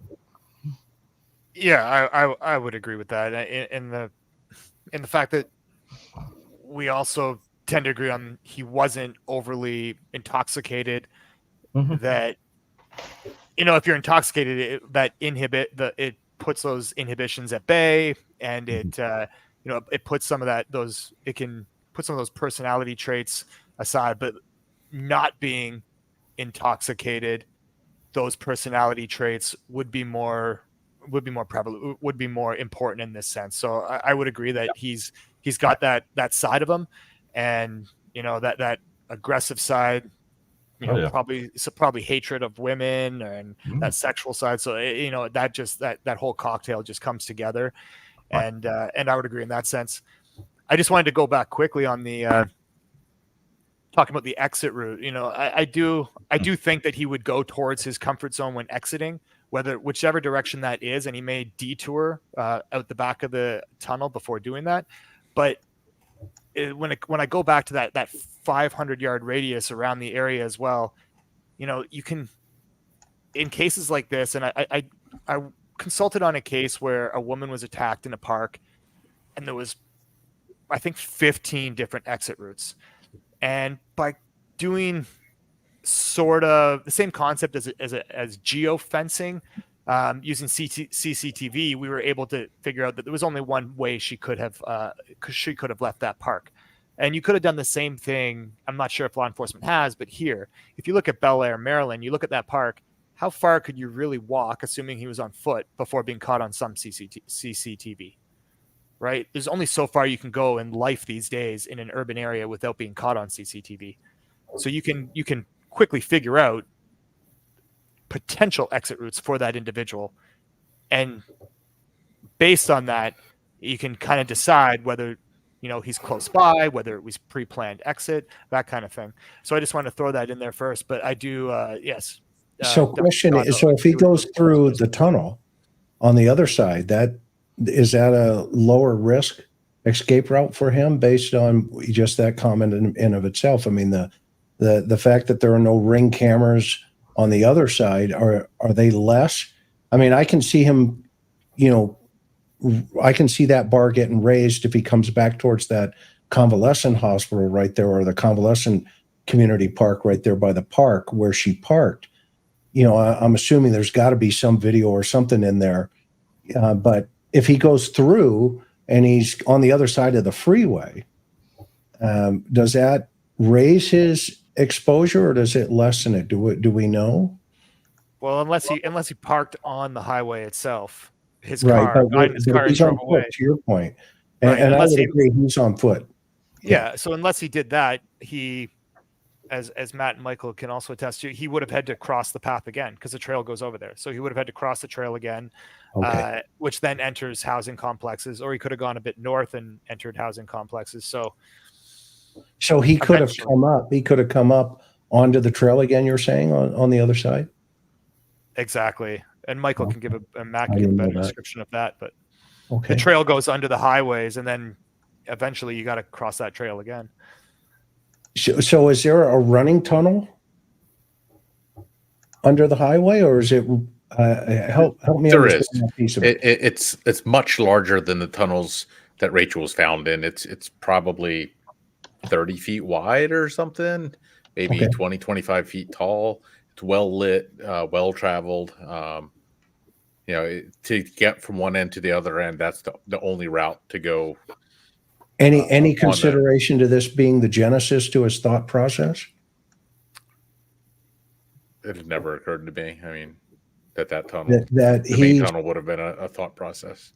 Right. But I mean, we're looking, to Doug's point, we're looking for opportunity, right? He's looking for advantage edge.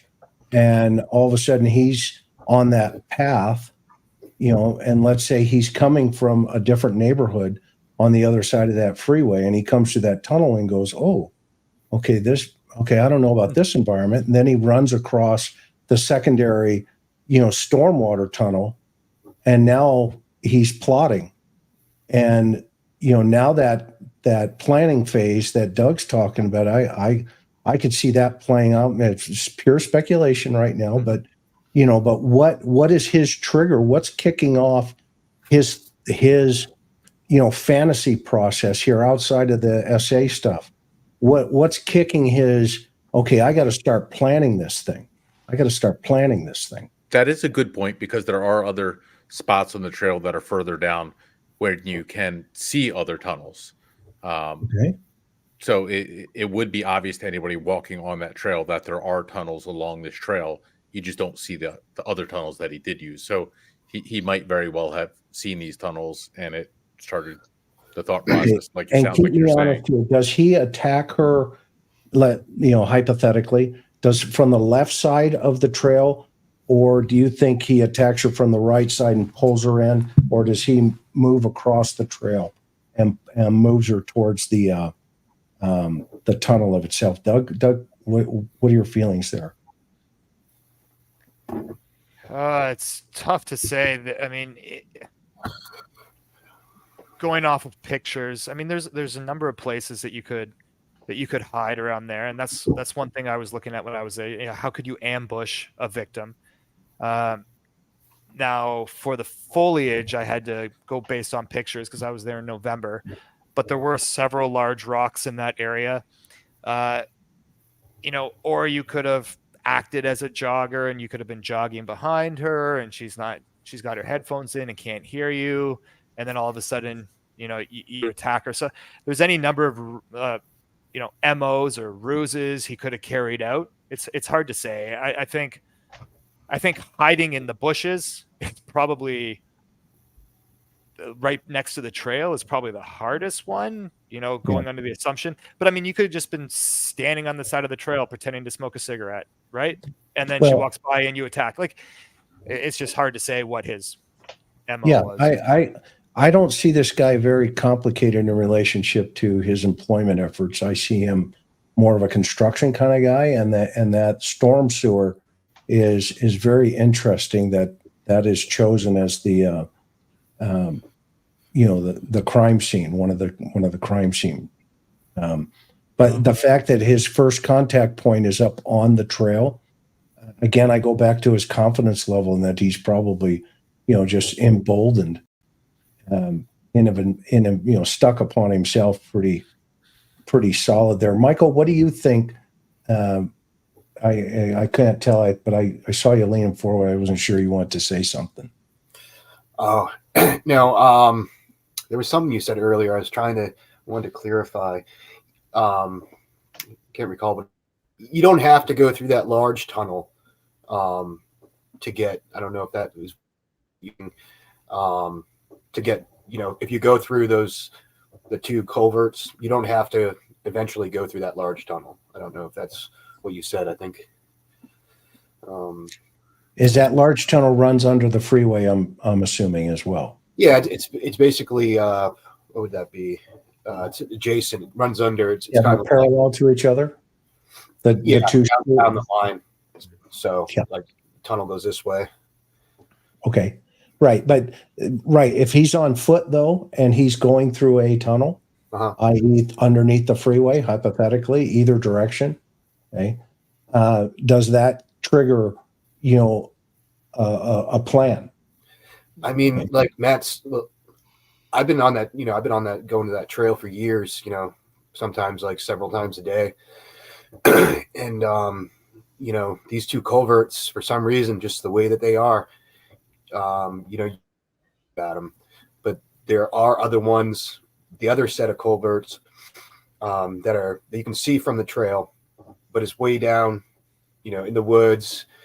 And unless you were going to explore, most people that go there for exercise and, Starbucks after Target or something, they're not going to go in the woods. But if you're in the area to explore, those you would see those, even though they're out of the way. And I think the only way I would, I would have probably never known about these tunnels unless I went through the other tunnels.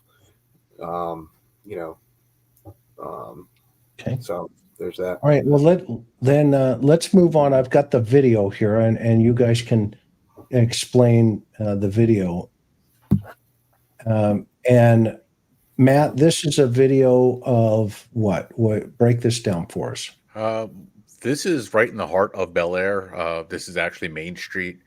I don't know the exact road that she drove on. I do know which way she came into the parking area, which we are going to go past. But this is a 99% chance that I'd say was the route that she drove, and this does give a pretty good indication of what the town of Bel Air is like. Okay, and Doug, you say she was at Target. So is this leaving hypothetically from Target? Is that the route you recreated here? I think Matt can walk us through. Yeah, just about the halfway point. Yeah, I drove the route with them once, so Matt's done it several times, so he can probably walk us through that route. Yeah, this is the halfway point from Target to the trail. One of the routes you could take from there, the route she very most likely took based upon different businesses that I know for a fact she drove past that day. Got it. And can you stop me when you want? And if you want to just talk through this, just tell me when to stop. Okay, bud? You got it. All right, sir. Here we go. Okay. We actually just passed the sheriff's. You can keep going. That's where the sheriff's department main headquarters is. I know that there's definitely a bunch of business cameras along this route as well. So you can see it's a typical small town. I mean, that's the heart of Bel Air right there. We're already leaving the center of the town.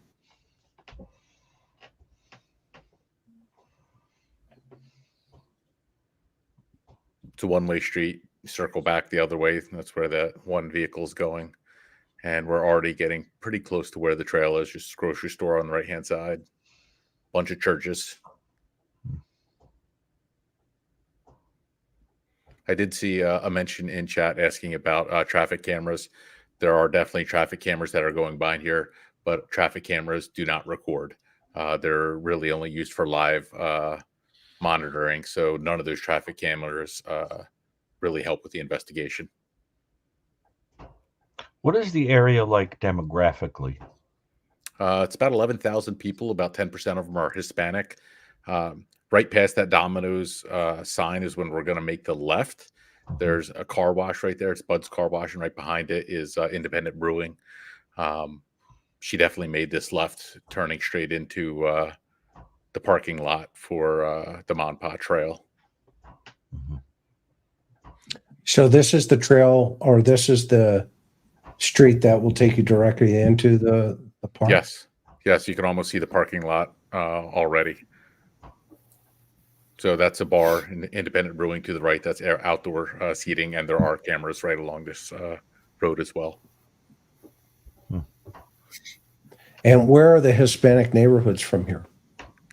I speak in if you disagree, Mike, but I don't feel like there really is a Hispanic neighborhood. There's clusters of homes almost evenly dispersed throughout the town.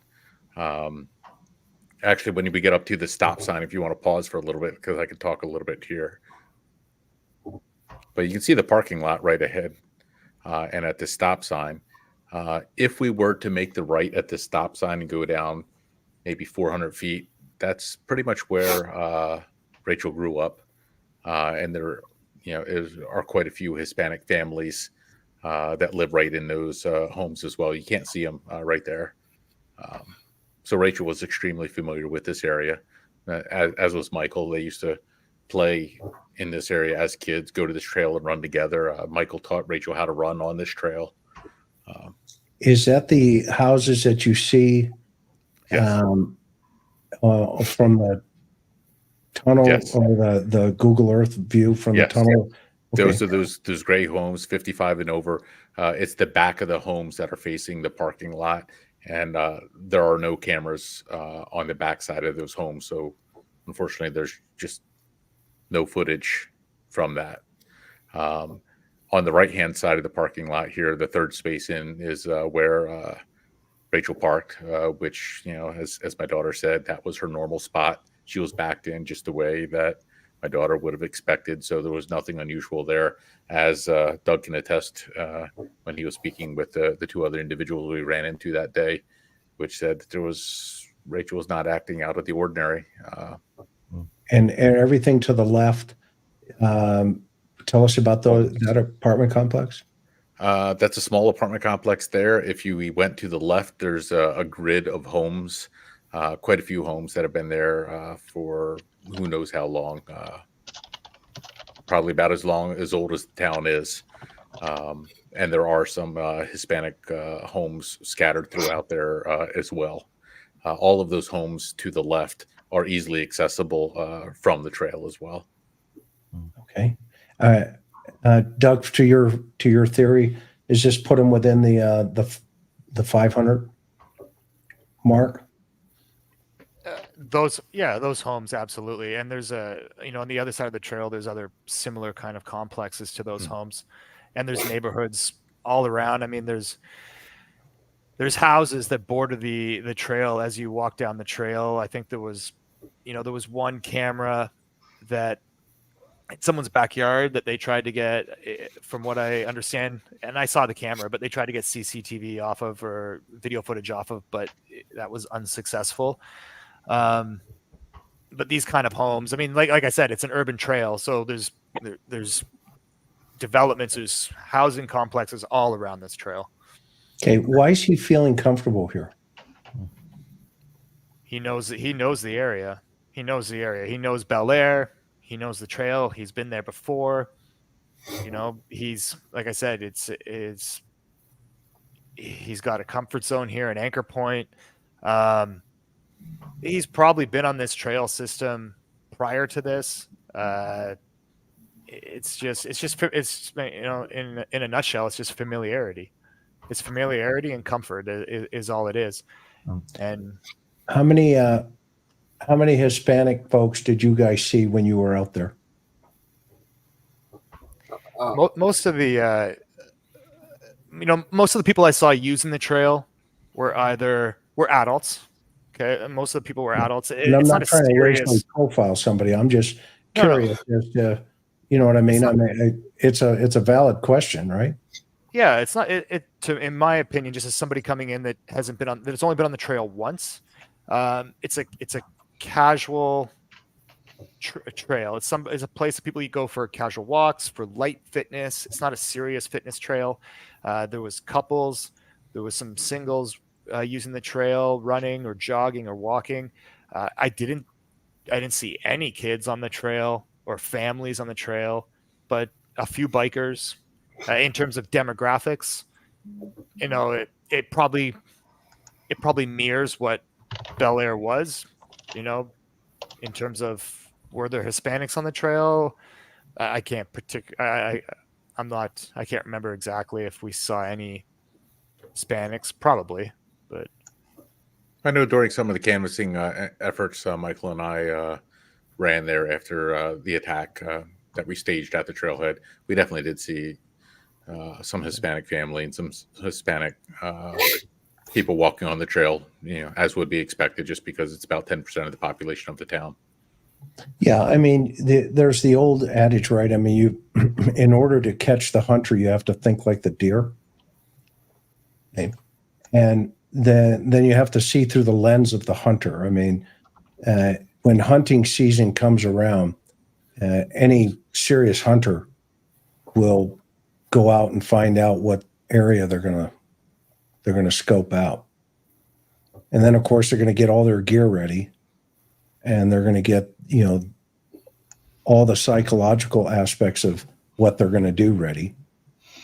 And so we have to ask ourselves, if this guy is the hunter, which he is, and he's looking for the deer, i.e. your sister or any one of the other women that probably would have run by here, how much time did he spend, to Doug's point earlier, how much time did he spend in his familiarity to this particular area? Does he have a family member living there that's maybe in the military? And does he, if this guy, the area in South Central Los Angeles where he came from is right down the street from where the LA riots started. I mean, Florence and Normandy is not far from where this house is in South Central LA. And so that environment, there's only two really saturated Hispanic neighborhoods. The rest are, African American and or, even Asian, but they're very few. And the type of individuals there are, your local guys who are your construction workers, your roofers, your street guys, people putting in, pipes underground, that kind of stuff. Those are your regular everyday guys. And they hang out, they go to each other's quinceañera and, they high five each other on the weekends, but they're not affiliated with gangs. And sometimes the way you get out of that neighborhood is you have a family member go into the military. And then now, of course, that puts them within reaching distance of wherever that family member is. And Maryland is a big military population. There are Navy bases there. I know that, obviously I lived in Glen Burnie as a kid. My father was in the Marine Corps for 31 years. Okay. And we lived in Virginia, we lived in Maryland, et cetera, et cetera. Okay. And so that's a military draw. But this guy would stick out like a sore thumb. coming from South Central LA, on that path, on that pathway that day. And so that's why I asked how many other, folks are you seeing, jogging or pushing strollers or whatever up and down that pathway. And so that's my thinking here is going back to the hunter analogy is why is he picking this park outside of the fact that he's familiar with it, but why is he picking this park? Right. We know he's comfortable with it. And you're right on target, Doug. I mean, I agree with you 1,000%, but why is he picking this park outside of his just familiarity to it? I can't put that piece of the puzzle together in my head yet. Personally, thoughts?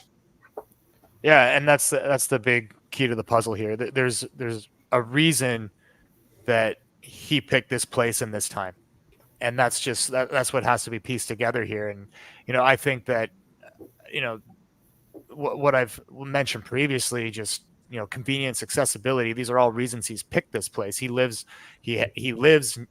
near this place or has an anchor point or whatever near this place, which is why he's picked this place. He hasn't picked other places, probably for the exact opposite reasons, transportation, whatever.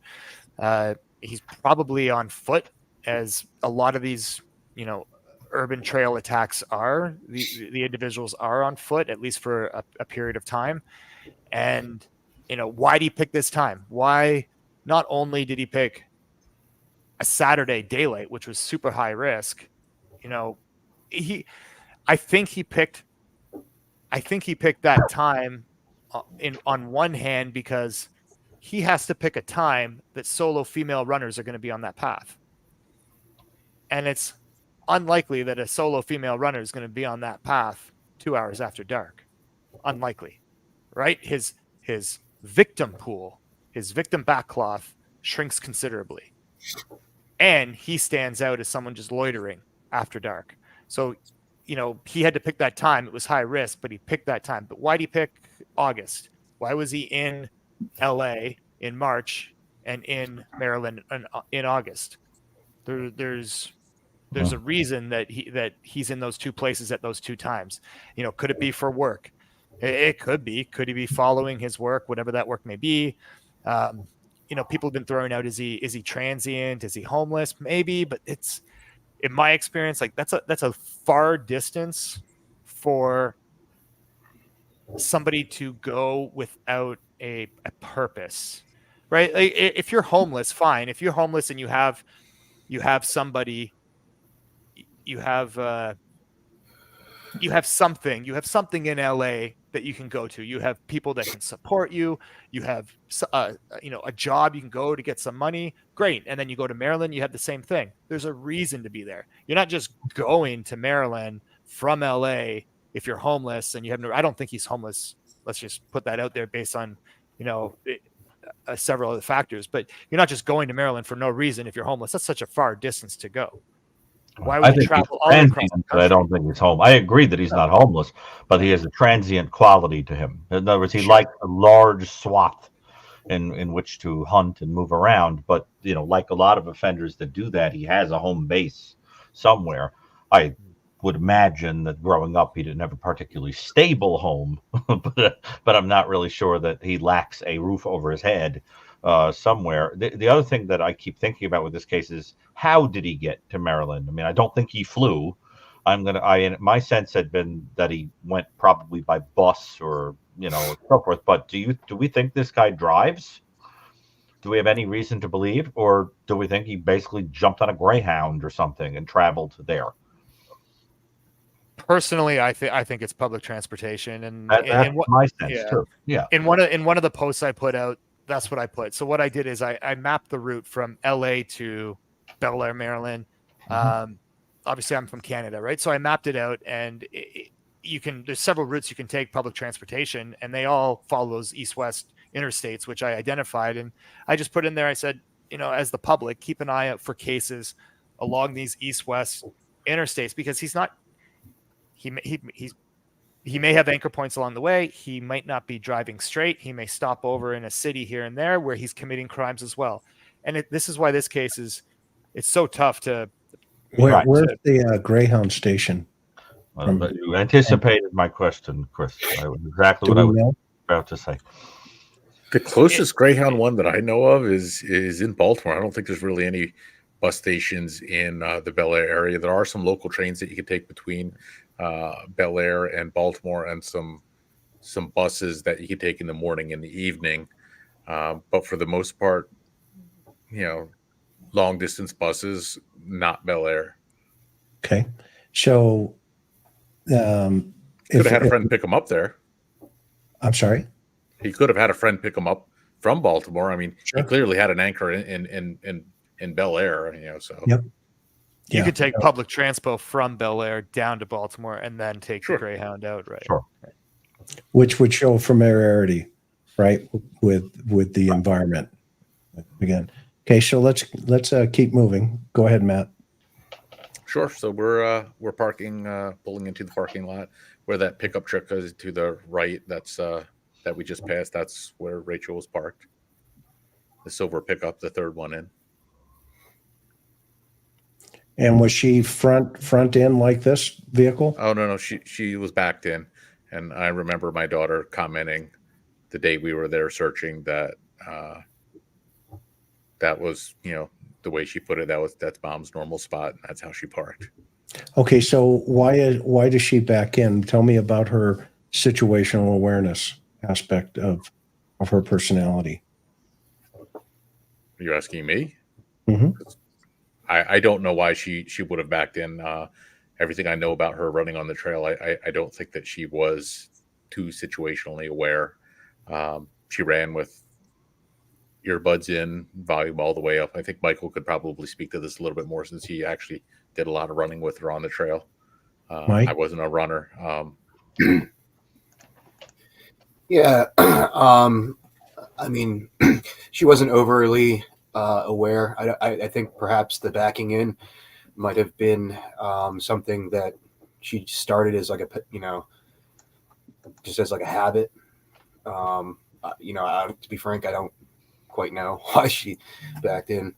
But when it came to running, she always seemed alert with running with me. But I hadn't run with her in a couple of years. So, her running by herself with earbuds was different than the times that we would run together, because there were no headphones or anything at that time. So where would she hide her keys?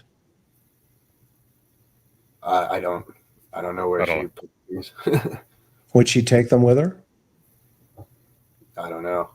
Like surfers, right? They throw the keys up in the wheel well. Yeah. Okay. And what kind of music would she listen to? Do we know? Yeah, she listened to a bunch of different stuff, some upbeat music and some Christian music and, some pretty upbeat music. Do we know if the PD has her earbuds and or her keys? I don't have any of that information, but I know that she wouldn't put her key. She would have taken her keys with her. She's the type of person that, she's not, she's not overcautious, but doesn't trust people. So she would take her keys with her. Well, usually people that back their cars in are people that are very conscientious in relationship to an escape route. It's kind of like carrying an umbrella. Okay, that over preparedness comes from a place of past experience where they got caught off guard. And so they overcompensate. Hey, we do at the Cold Case Foundation, we do an exercise with cops. It's called Who's in My Car? Okay. And you learn a lot about the personality in relationship to, even without doing a victimology, just the personality within inside of that car, just by the way they position a car, believe it or not. Okay. I would submit to you, your sister was very aware of, why she backs in. Okay. And that time of the evening, okay, actually puts her in an advantage to get out. And so, again, this goes back to my thought process of, as she's going to go down that trail, she's going to run into this, perpetrator. Okay. And I don't think she's going to go down lightly. Would you agree or disagree that your sister probably would have given him a couple of knocks in the face if she could have got him off? Yeah, and I would say after, I actually back in all the time for the same reason, just, but, as you were talking, I was kind of just giving more time to think about your question. And, that is actually, I think that I changed my mind on that. I think that because she was very apprehensive, look at that guy's, just kind of, humor, but just, yeah, she did have pretty good situational awareness, but apparently, she had her headphones in. So no, I agree with that. But yeah, I would say even if he brandished a weapon, she was, and I'm not just saying this because of my sister, she has 4 brothers, and she was tough. I'm not just saying that because she's my sister. Yeah, she I believe it. She was. Screaming, fighting, and she was, I don't know, she probably weighed 105 pounds at the time, but she was really strong, for 105 pounds. But yeah, she would have fought. So this is going to sound like another crazy question, and forgive me, but did she put her shoes on in the car, or did she have them? Would she go to this running spot with her shoes on, or would she change them by opening the door and putting her running shoes on? I wouldn't know, but I'd have to guess. I would guess that she would put him in the car because one of the other things I was thinking about when you were talking is when you were before, is she would always make sure her car was locked when she's doing stuff and everything. So I don't think that she would hop out of the car and put her shoes on. But I mean, that's just a guess. I haven't ran with her in a couple of years, so okay, that's fine. Let's keep moving. And thank you so much. I'm so sorry. I've met you guys this way. I apologize that these questions I know can be tough. Forgive me. Well, just briefly to speak to your point, what you just said right there, and I think Mike's probably on the same page, is once you get to this point, in order to survive, you have to learn to desensitize and disassociate. So I understand you and appreciate what you're saying, but we have disassociated because you're just not going to make it if you don't. Okay. And the information is helpful because there's so many questions that go through your head, and most of them start with why. So understanding the whys is really helpful. If we understand the whys, then the hows will present themselves. Yeah. Okay. So anyway, this is where this section of the trail starts, where we have wanted posters up on that little billboard. Okay. And also, to speak to your point, not necessarily what's in here, but you're talking about distraction. I think one of the disadvantages that Rachel had with this trail is that she was so familiar with it that she probably had a false sense of security, because she grew up just a couple hundred feet from the trailhead and ran this trail all the time. And she was texting while on the trail because she, I know that she was texting. I've seen the text. So she was distracted, and it's probably just because of that comfort. Do the time frame, how many minutes into the trail do the texts present themselves? The oldest one I'm aware of is probably about 6 minutes in. Okay, so if I know you estimated, Doug, and I love your work. You estimated, probably 10 minutes or thereabouts into the trail, and we lost Dr. Gary, and he's back. There he is. So she's about 6 minutes into it, and I know you're going to walk us through that. So let's do that. Yes, she started her run. The witness that we spoke with, he said that he saw her about 6:58, 6:59 p.m. and he knew that exact time based on whatever he was looking at his Apple Watch or something like that. Now, I don't think I think we assume, but I don't think we've confirmed which direction she was heading when she was attacked. Whether she was heading in towards the highway or on her way back. I think, for the most part, we've gone under the assumption that she was heading towards the highway. Now, one thing about this trail that I noticed as soon as I got there, and this goes back to the crime prevention part of it. It's well populated. It's parts of it are lit, have natural surveillance. Some areas better times of the year than others because of the foliage. But the one thing about this trail is that it's one directional, and one directional trails are not the safest of trails because it gives offenders opportunity in the sense that if you have a trail that's a circular trail, you're always traveling forward and you can always see what's in front of you. But if you have a trail that's one directional, you have to turn around and come back at some point. And people that are bent on carrying out malicious activity, they know that. They know that they can sit there and wait. They can sit there and wait 10, 15 minutes and you're coming back because they know you parked at the trailhead down at this end. So that's one thing about these trails is that they can sit there, select a victim, let them go by, wait 15 minutes, and that person, they know they're coming back, and then they can time it wherever they want. So that's one thing I noticed about the trail, and trails are what they are. You can't make every environment perfectly safe. That's impossible. Do they have her Apple Watch? Does she have an Apple Watch? She was wearing one. I don't know what. Yeah, Matt can attest that, but I don't know what law enforcement has or doesn't. She always ran with one. Do we know what the health app would have told us? They're very secretive about any of the we data don't around the attack. Yeah, that's cool. We don't need to go there.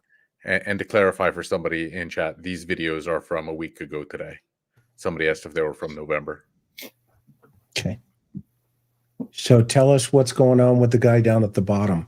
Is there a secondary trail down there? There's a switchback. We're approaching the switchback that just takes you to a lower section. With this rail, the rail is likely there for safety. You cannot easily go from here down to the lower part of the trail. There's a good little drop off. If you go forward, there's in the video. And the camera to pan.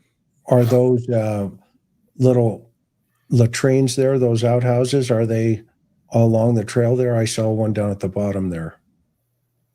I don't recall seeing one. I think there was only one at the trailhead when I was there. At least. I only remember seeing one at the trailhead. Watch the guy, and right there's the latrine. I'm not sure what that is. It's a bathroom. It's one of the porta potties right there. Oh, you know what it is? They probably brought that in there for the construction crew putting in the cameras. Okay. So that would not have been there in August. Okay.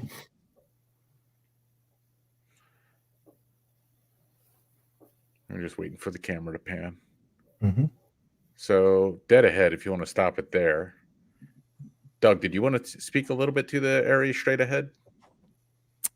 Sure. So, Matt will get to it in a second, but you turn left around this fence and you start, going down to where the bend was where she was attacked. But if you go straight ahead there, it's a, maybe Michael has a better sense of it, but it's a former trail, and about, I don't know, not even 100 yards ahead there, it's blocked off by fallen down trees and overgrown bush. And I'm not sure where that trail used to go, but it's kind of shut off now. Maybe Michael has a better idea of where that used to go. But that could have been a vantage point where if he was there for days or weeks ahead of time, where at times he could have stood there to just observe traffic and get a feel for the trail, and you can see the tunnels from there. So it could have been a good observation point for him. Okay, planning. So this goes forward, Matt and Michael. It goes forward, and then it switchbacks. Doug goes down to the bottom, and then that goes towards the tunnel that goes underneath the the freeway? Yeah, directly ahead it dead ends. There's Okay. it'll switch back is to the left. Okay. And I think the video ends here. Then we pick up actually, I'm not sure if the video ends there. I don't recall. Okay, and so this is a footbridge. The water right there is Heavenly Waters, and that is the stream that goes through the two tunnels. This is at about the 10-minute mark of Michael and I walking in. We did pace our walk based upon the speed Michael felt that Rachel would have been walking. And the 10-minute mark is also with the assumption that she didn't run at any point, which we don't know. Obviously, the detectives would know because she had an Apple Watch on. Right. But that's the 10-minute mark for walking with intention. And she was also texting. Yes. Okay. So at that point, at the 10-minute mark in, she would have likely have already stopped texting. Because this is 10 minutes, and the last text that I saw was 6 minutes. Okay, so she's 4 minutes ahead of you here. Yeah, probably about 4 minutes ahead of the last text. And right as we come around here, the far end of the tunnel, the trail that we can see, that's the bend. And I believe I had estimated to reach that point, we're at about 11 minutes in from the trailhead. Okay, Doug, break this down from your thought process. What are you thinking? This is what I was, speaking to earlier, is that at that bend in this direction, it's less than, in this direction, it's about 100 yards, that the offender would have had clear visibility of anybody jogging down the trail coming, and he would have had clear visibility of potential witnesses as well. So, it gives him that sense of control down at that bend, looking in both directions, 100, 150 yards, both directions. It gives him that sense of control, but it also heightens that risk of witnesses. But it would have given him time to see Rachel come across that footbridge and turn down here, assuming she was attacked while heading towards the highway. Okay, Gary, what are your thoughts? Dr. Brucato? I would just echo that. I think that's pretty much it. Okay. I agree with Doug.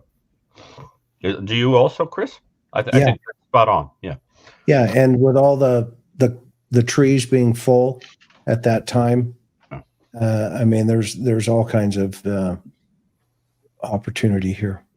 Yeah, with the video that we're seeing right here, you would have no idea of like how many hiding spots there would be. You can see the trees, but you can't really see where all the bushes would be that would obscure anybody off the trail.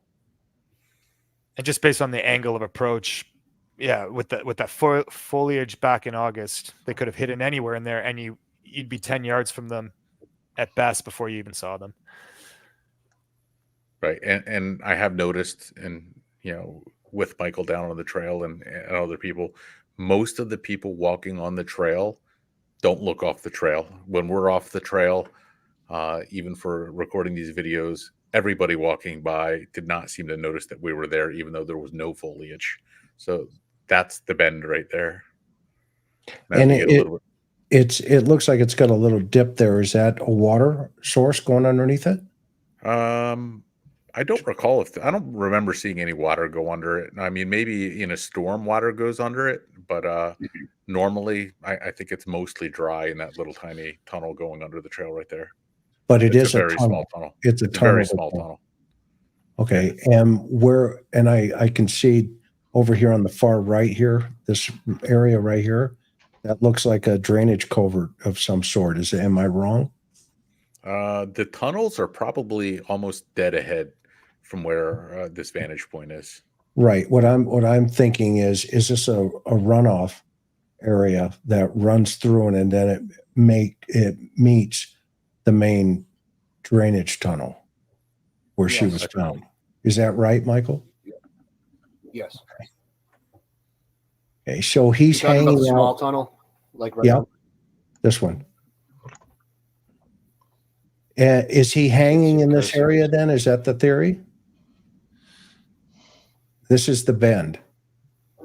Yeah, that's the theory. I don't know if it's the left-hand side of the trail or the right-hand side of the trail. I know in the Harford County Sheriff's Office podcast, they said in a raised area off the trail. So I don't know if it's to the left, which goes up a hill, or somewhere else. I've always felt that it was on the left from this vantage point, but I know Michael has other thoughts. What are your thoughts, It's Michael? just guesses. Well, if you look straight ahead, that would, be the right side of the trail. It's, I ran a bunch of scenarios in August with a couple people. And, from that location, you have the vantage point of seeing, 150 yards in one direction and 100 yards in the other direction. But also you have, better concealment, whereas it looks like it's similar in, foliage, but actually to the left, it's far less dense, and there's trees there, but you can kind of really see in between them. But straight ahead, it really gets pretty full, and it's just like the best. And is this car? Are these car? These are cars going back here, right? Yes. So, as in your theory, Doug, has the suspect possibly selected this area here because of the ambience advantage, i.e., the vehicle traffic noise? I personally think he selected it just based off the secondary location, the tunnel. Okay. He wanted time with his victim. Kind of goes back to what Dr. Brucato said, having time with an unconscious, semi-conscious victim. So he picked for the secondary location. I think the background noise of the highway was kind of just a bonus for him, and just a comment on this whole environment is that, and I've seen it in quite a few media posts, even law enforcement in Harford County. They came out and they said they didn't even know the tunnels were there, or you can't see them. There's only really two types of people that are looking for these kind of locations and that are aware of them and their surroundings. And it's people like us that are trying to prevent these types of crimes or solve them. And then there's people that are trying to commit them. The rest of us, we, in our day-to-day activities, we look, we don't see, right? And it makes us vulnerable. And any local is generally vulnerable in a setting like this because they go on, they run this trail every day. They feel comfortable, they feel at home, they feel safe, and it makes you vulnerable because your senses aren't heightened. You're not looking for predators. And, that's not a bad thing. That's just human nature. That's just who we are as people. There's probably not a person in this chat who can tell me how many steps are on the stairs in their house, right? And it's something you should know in case your house is full of smoke or you're being chased up and down your steps so you don't trip. It's just, we just don't pay attention to our environments. And it's not a fault of anybody's. It's just that this person would have been looking for this, where the average person running on this trail wouldn't have been. Right. It's interesting because I was just looking back at articles about the case because I wanted to check something before I brought it up. But my memory was refreshed that the person who discovered Rachel, Michael Gabriszewski, however you pronounce it, I understand that he and a stepdaughter they were interested in the search. They joined the search. And that the reason he went to the tunnels to look was because there was disturbance on the ground from the trail to suggest that it would be worthwhile to go off the trail and look in the tunnel. Does anyone have any idea what he was referring to? What was the disturbance there that made it obvious that somebody should look off the trail in that tunnel? Because I don't know of anybody ever following up on what that means. Does anybody know? I'd like to ask a clarification for that. Yeah. He did not find Rachel. I've spoken, Michael and I think Doug might even been on the call. We spoke with somebody who was at the location when Rachel was found, but was not in the tunnel. And she explicitly said that when Rachel was found, he came out of the woods from a completely different area. So he did not see the crime scene. So that's interesting. I would take anything that he says with a grain of salt. He is the stepfather of the woman who found Rachel. So he likely has secondhand information, but that was not a true accounting. Because he is also the source that was in the media of the idea that she was nude and that it appeared a rock had been used, in the area of the face. But are you saying that all of that information also has to be taken with a grain of salt, or is he getting that information potentially from the stepdaughter, and that you would believe? I know he has no firsthand knowledge of the crime scene. The sheriff's department even came out and publicly stated that he had no firsthand knowledge of the crime scene.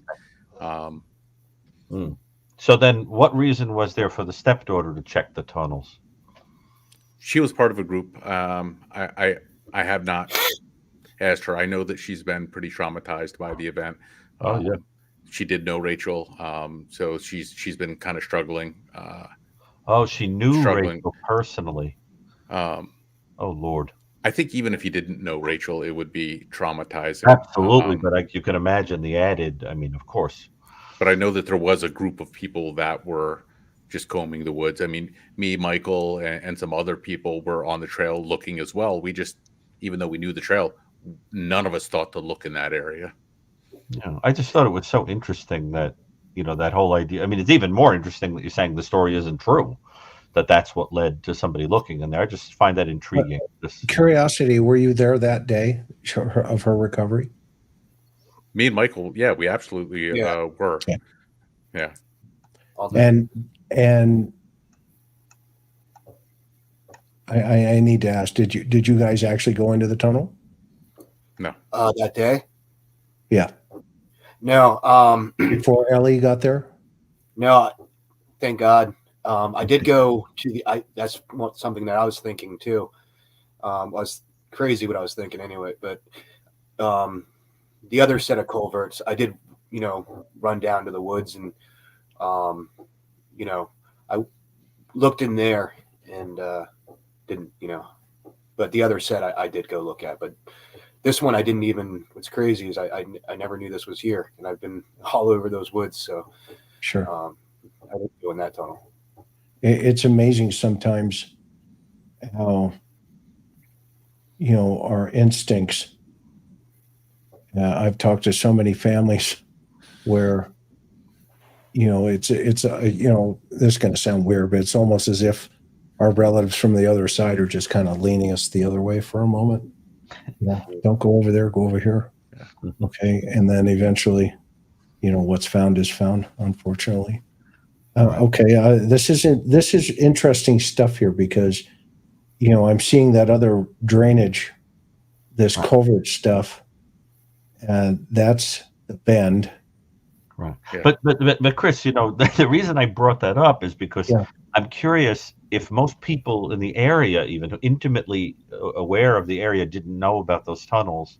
What made them check that particular place along the trail and go over there and look at that tunnel? Is there no truth to the notion that there was a disturbance on the road that would say, why don't you look off this road here? Or did they have a more intimate knowledge that those tunnels were there? It's just odd for me to understand what drew them off the road. Does anyone understand that? Yeah, I would just say some people do know about those tunnels. There's graffiti there. There's been new graffiti there. There's beer bottles there. Whenever I've been there, I think it's probably their age. I think that she was probably a younger person. It seems like younger people go there, and younger people are familiar with it as like a hangout or something. So, I see. Interesting. I think part of it was also just they were searching for a missing person on a trail. Yeah. So they're not search and rescue by any means, but or law enforcement, but they're searching for a missing person on the trail. So they're searching for places that a body can be hidden, I guess. But why are they? I don't know. I have so many questions that go back that I guess just won't be answered in terms of that. But why were they even searching for her on the trail? Could she have walked into town? You know what I mean? Anyway, there's a lot of questions I don't know there. The answers. Well, when you guys were assuming that day, Matt. I'm sorry. Go ahead, Matt. I was just going to say, I'm assuming they were searching on the trail for the same reason we were. I mean, there was already a public post on the Harford County Sheriff's Office Facebook page about Rachel being missing. Her car was in the parking lot. I mean, the same reason me, Michael, and my daughter were on the trail searching that day. I mean, there was a lot of people that were searching on the trail. Yeah. And do we think that this offender was carrying a cell phone or not? Because, Chris, wouldn't there be pings and things that would indicate if this guy had a phone that was on in his pocket or anything like that? Yeah, I mean, there were probably tons of towers around there to do a triangulation onto, where he was at. That digital footprint. But I just want to go back to something you just said a minute ago, Matt. Was her car there the same day she was recovered? Yes, it was still there. So when was she reported missing? I think it was Saturday 11ish or something like that at night. And she was recovered Tuesday, right? Sunday. Okay. The next day at a little over 1 p.m. Okay, I got it. Okay, so it was overnight. And did the PD look at the car the first night? I'm not 100% sure. I know her boyfriend. He looked at the car. A couple people looked at the car because I know her boyfriend, Rachel's 13-year-old daughter, and another family friend. They actually searched the trail that night at like 3 a.m. looking for Rachel. Okay. Let's keep moving here. So now we get a good view of the turn. Chris, can I address a question that was in the absolutely in the chat please, quickly? Someone just mentioned, was it a habit of her going to the trail? And it does sound like, talking to Matt and Michael and everybody, that she routinely went to this trail. She ran on this trail quite a bit, or every day maybe. But I don't think that, and there's this thing called routine activity in environmental criminology, and routine activity is, somebody has a routine, they follow it, in time and space, and they're there all the time, and you can predict when they're going to be there, where they're going to be, and when they're going to be there, in a nutshell. So, but I don't think this crime was a crime of routine activity, because Rachel didn't go there at the same time every single day. So it's not like you could have sat there and predicted that Rachel was going to come by at that time on a Saturday. Routine activity is like if your kid walks to school, right? They go to school at the same time, they walk down, and they walk back at the same time, which is why you should always have 3 different routes that your kid takes, and they just alternate randomly, right? That's just a safety thing that most people don't do, but it's a good idea to have. Sorry about that. But, I just don't think that this was although it was routine for her to run on this, I don't think it was a routine activity crime.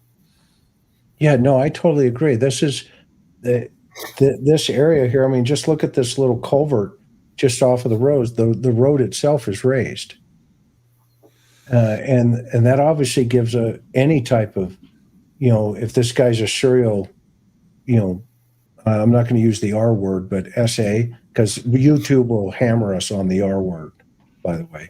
Okay, so we're not going to use that word. But if this guy's a serial SA, okay, and these are the kind of environments, to your point, Doug, these are the kind of environments that are most advantageous to the suspect, 1,000%. How does he get her off of that trail in a cooperative mode, for lack of a better term, to fulfill his fantasy? And this is where, you're walking down here. This is you, right, Mike?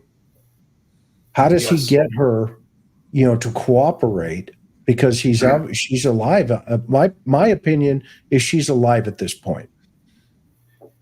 Yes. I mean, I can only speculate, and I'm, don't do this for a living, but being on that trail, the only thing I can think of is, there was an initial strike, and then because you're not going to be able to. He's got a control mechanism of some sort. Yeah, it's loud, and I mean, I could be wrong. You never know till you're in that situation. But even with a weapon, I just, the way my sister was, I don't know. I think it might have been a strike, and then you've got the cars going by, so he's got an ambient advantage. And if she is yelling, when you have the foliage there, that's also going to knock the sound down. And if he's dragging her into the woods, hypothetically, covering her mouth of some sort, he's going to gain control pretty rapidly through violence. And when he I know you've done this because I've watched your video that you did with the guy, Todd from BAU. Okay? But I mean, this guy has to control her all the way down to this tunnel. That's a lot of work. That is a lot of work. I will say that this guy in the video from LA, he looks physically strong and capable. However, 70 yards, and I'll give everybody a little quick statistic here. Yep. When offenders commit a homicide and they're dumping a body at the side of the road or wherever it is, 15 feet, that's the max. Yeah. Pull over 15 feet, because carrying a body, dead weight, is incredibly hard. I have a 100-pound dog and I can't lift him, right? Carrying dead weight is incredibly hard. So carry Rachel 70 yards. It's possible. It wouldn't have been easy. Dragging would have taken a long time. The fastest thing, a blitz attack could have occurred, but the fastest thing would have been coercion. Walk with me quickly this direction, right? Yep. And then you wouldn't have had drag marks the whole way. You wouldn't have had to carry her, and it would have been quick, and it would have been silent. And you can't tell anybody how to act in that kind of situation, right? It's just, if you're in that situation, you want to preserve your own life. So you do what you feel is going to get you out of that situation. That's right. Right? So that would have been the fastest method to get to that tunnel. And when we talk about blitz, I'm talking about the blitz off of the road. You're out of here. You're coming with me. Right. And 70 yards, that's almost a football field. Another 30 yards, you have a football field. Try to get somebody from one end of a football field to the other, just 70 yards down the field. That is a really difficult task. I think he has a control mechanism here, and he's got the advantage again. And this solidifies kind of what Doug is thinking here, and I agree with him. It solidifies his his familiarity with these two tunnels. He just didn't select that particular bend by accident. From a criminal behavioral analysis aspect, which Doug is talking about, I agree with you. And Dr. Brucato, what say you? But I think if we threw this up with Greg and Ann and everybody, I think we would all come to the same conclusion that this guy here has thought through this thing. And now that he's got a totality of control, I'm not going to be surprised at some point if we don't find, maybe a gun or something to that effect. And when she starts fighting him, at the other end, I think a gun becomes too risky for him to utilize it in this environment. And so the rock becomes a primary weapon of choice, because he's probably got her down on the ground, and, boom. And then he goes in and does what he needs to do, which is his ultimate goal anyway. But looking at this now, it makes so much more sense. Right. This is like the point that we kept raising about the Kohlberger house. When you have the visuals, it completely alters your understanding of events. Remember, Chris, on previous episodes where we complained about the destruction of the Kohlberger house? Yeah. It's reminiscent of that point, because this really does alter the way we're thinking. So that idea about carrying weight and all that, this is also why we're deducing that the homicide occurred in the tunnel. I think the fight starts out here. I think the fight starts right here by the water. But in other words, that we believe that she is already. In other words, she isn't killed outside the tunnel and then placed in for concealment. We think that the homicide occurs in the tunnel. And I think that's the rest. I think he pulls her into the tunnel after he incapacitates her. And then there is okay. Mm-hmm. Yeah, I think he pulls her. If we look back on what Doug was talking about earlier, just the visual through this tunnel, we get a quick glimpse of it. the lighting situation right there, what he was talking about, how far in is that dark spot there, Matt? Excuse me, Doug, approximately? It was approximately 10 to 15 yards Okay. in from the edge of the tunnel. And I saw somebody in the comment section said it wasn't 70 yards. I mean, that was, I didn't count my paces there. I just went on Google Earth. And if you go on Google Earth and measure it, it comes out to about 70 yards. So, you know, that's roughly the distance from that bend in the trail to the tunnel, give or take. But Okay. yeah, the shadow happens about 10, 15 yards in from the edge at that time of day, right? Yeah. The sun was on the other side of the highway at that time of day. Okay, so is that more of is the tunnel to the left is our crime scene, right, Michael? Yes. Okay. So again, I think when you're walking down here, then this just is my opinion. I could be, completely wrong, but I think, you have your rocks outside here. She's got to go with him to this point. And I don't see, knowing just the fact that you told me she backed her car in, that shared a lot of information for me. What, excuse me for saying that, but that told me a lot about your sister. Okay, believe it or not. And so at this point here, just this juncture right here, I would say even a little bit further in, the fight's on. Because he has to have and I would say around this area right around here is where the fight's on. Just outside. I want to go back to that one picture now, but we can't here, where you're looking out from the tunnel. I think the fight's going on out here. And I think he incapacitates her and he pulls her into the tunnel. And that could be either A, for concealment, and or the SA.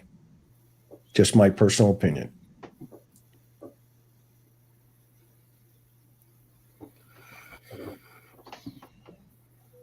Because we're not seeing any rocks on the side of the embankment.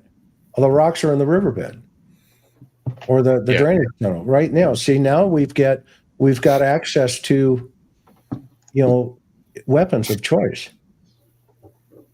And for all, again, remember at this time, his goal is to completely control through violence your sister. And so he's already into phase 2 here.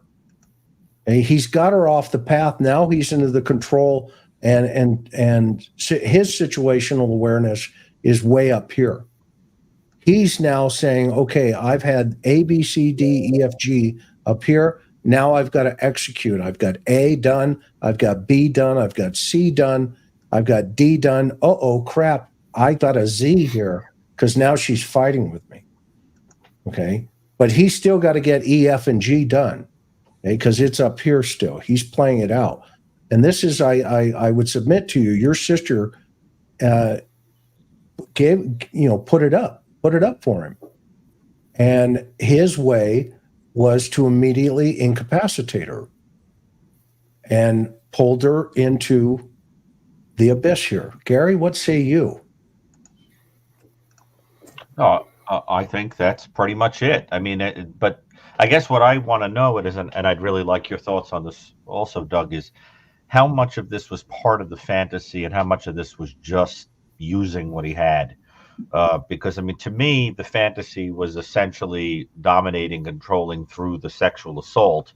I mean, in a lot of cases, the killing is simply to eliminate the witness. In some cases, it's a part of the fantasy, part of the power, but we don't have enough information to know.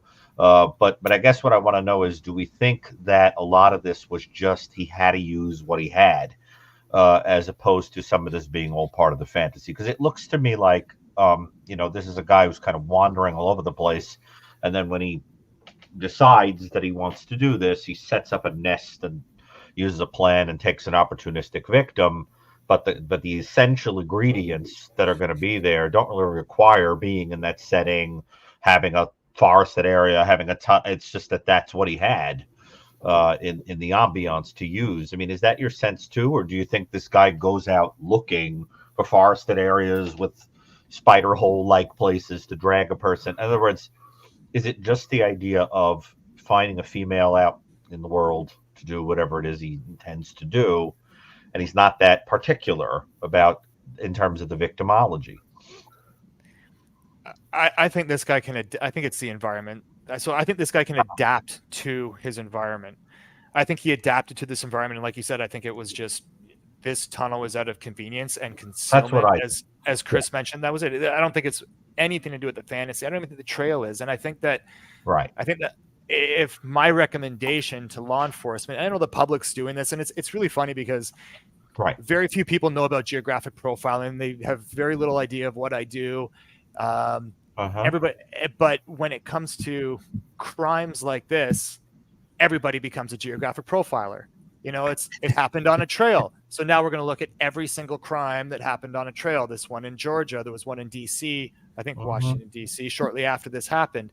And there's been others, but it's not, this guy isn't out there looking specifically for trails with tunnels to commit these crimes. You know, another part of what I do is investigative economics, because I have a big background in intelligence and counterterrorism academically, not professionally. And investigative economics, you know, in its most basic sense, is risk assessment. So this, a part of what this guy does, part of his fantasy, part of his psychology is obviously, as we discussed before, is that adrenaline rush, or, you know, searching out those high risk activities.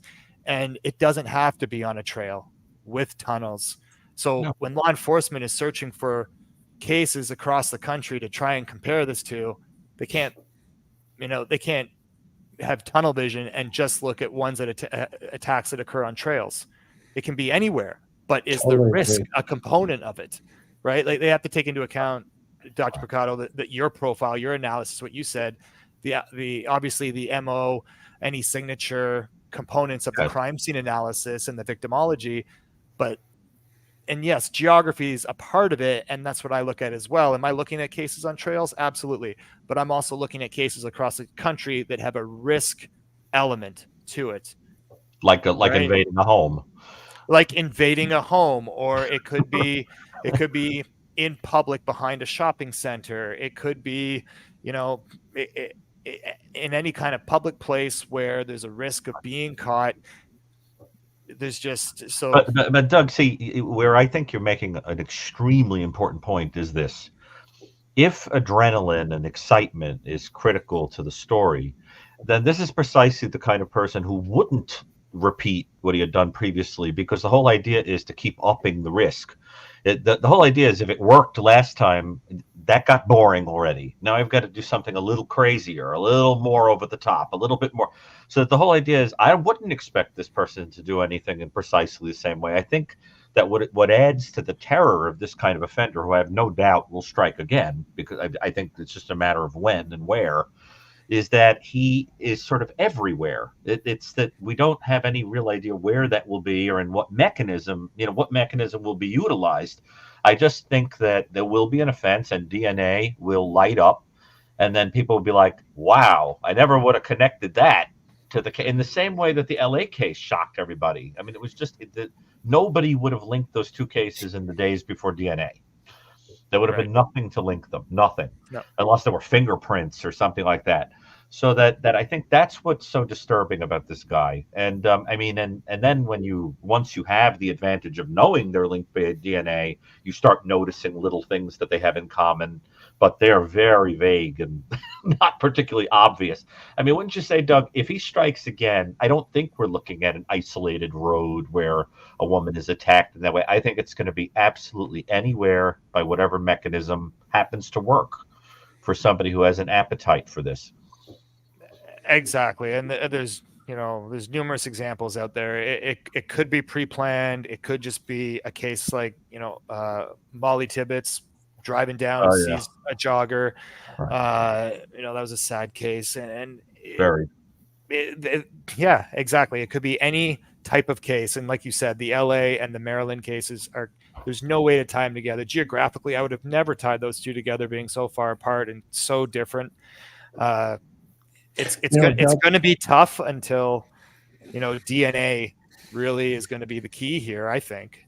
Doug, just thinking through this a little bit further, if the actual dump site here where her body is found, okay, I'm just going to push back just for a second, okay? A thought, a consideration. Is it possible he actually originated on the other side and he actually came through this tunnel and came to that point of ambush, okay, where he is, he's not seen by anybody on the trail outside of when he first makes the initial contact point onto the trail, comes down, comes back through this side, and now he's in that exact bend, okay, where he needs to be. And that gives him a familiarity, number one, with this particular environment. And number two, when he is potentially leaving, I'm having a hard time, and I'm not saying, you're wrong. Personally, I'm not saying that, okay? But in my own mind, I'm having a hard time thinking why he pulls her in there and then why he's going to exit the exact same way that he brought her into it. I mean, if you look at the end of this tunnel here when he's got his momentum going that way, he sexually charged that. Now that charge is done. It's over. And now he's up here living the adrenaline high, okay, and the SA high. Wouldn't you suspect, though, maybe I need to ask this question, it will help. Do we know if her clothing was found, and if so, is it inside or outside of the tunnel? Do we have that information? We do not have that information. I don't know. Okay. That would be I asked that information about specifics about the crime scene. They're keeping a secret because they want information, and rightfully just so, between them and the killer. One thing that I would like to say, because we're talking about which way he'd go, it's timing as well. It's like we don't know he made an immediate exit. He could have waited. Well, and that's a possibility. But the probability of that is going to be low. Okay, and the reason for that, as we've all talked to here, is he's got to get out of there. I mean, the longer he sits there, the higher his risk goes. It goes up. Okay, now, and that's why that escape going through is, if he would have originated from the other side of the freeway and come through on the path, and then he comes down that embankment and comes through that tunnel and then shows up at that bend in the road where Michael, your sister, is attacked, he's going to just reverse engineer himself potentially. And because one, this gives him an opportunity of concealment again. Okay? He's got all the foil, the trees around him as well. But for him to come popping right up onto the path to head towards the car park, okay, when it's a one-way in and a one-way out, to me, that's not making a lot of sense. That he's just killed her, and you know what? I'll just go over where her car is too. Okay, and come out there, and everybody coming in to go running or whatever around that time, when maybe a few, like the guy who saw your sister, and well, he's got to be leaving too. But if he originated on the other side and he's coming in and he comes through this tunnel, now he can exit. He can exit stage left the exact same way. Yeah, but Chris, consistent with the idea that she was just a randomly, attacked person, I don't think he knew anything about where she came from, where her car was, anything. I think he was just ambushed whoever happened to fall into that spider web. Totally agree, but they all parked their car up there. All the cars would be there, right? But not all. There's 2 parking spaces, my understanding, right? Yep. Okay, so it's either A or B. Right. A is, I'm going to say, probably 75-80% of the people from where Rachel was parked. Would you agree, Michael? What's that? 80%? 75-80% of the people that go on that trail would enter the trail where Rachel entered the trail. The other end, I think, is very infrequently used as a beginning point. Yeah, and there's also spurs that go, like you said, over by the post office and Best Buy. Wow. There's the spur over by the Leodendron. and then over by the equestrian center, the dog park. So they're further away from this location, but like the Leodendron area parking lot is pretty close too. So and there's other parks over there where single women could be. Is that what you're saying? The dog park or something to that effect? Yeah, but they're I was talking about like the places to park to get on the trail.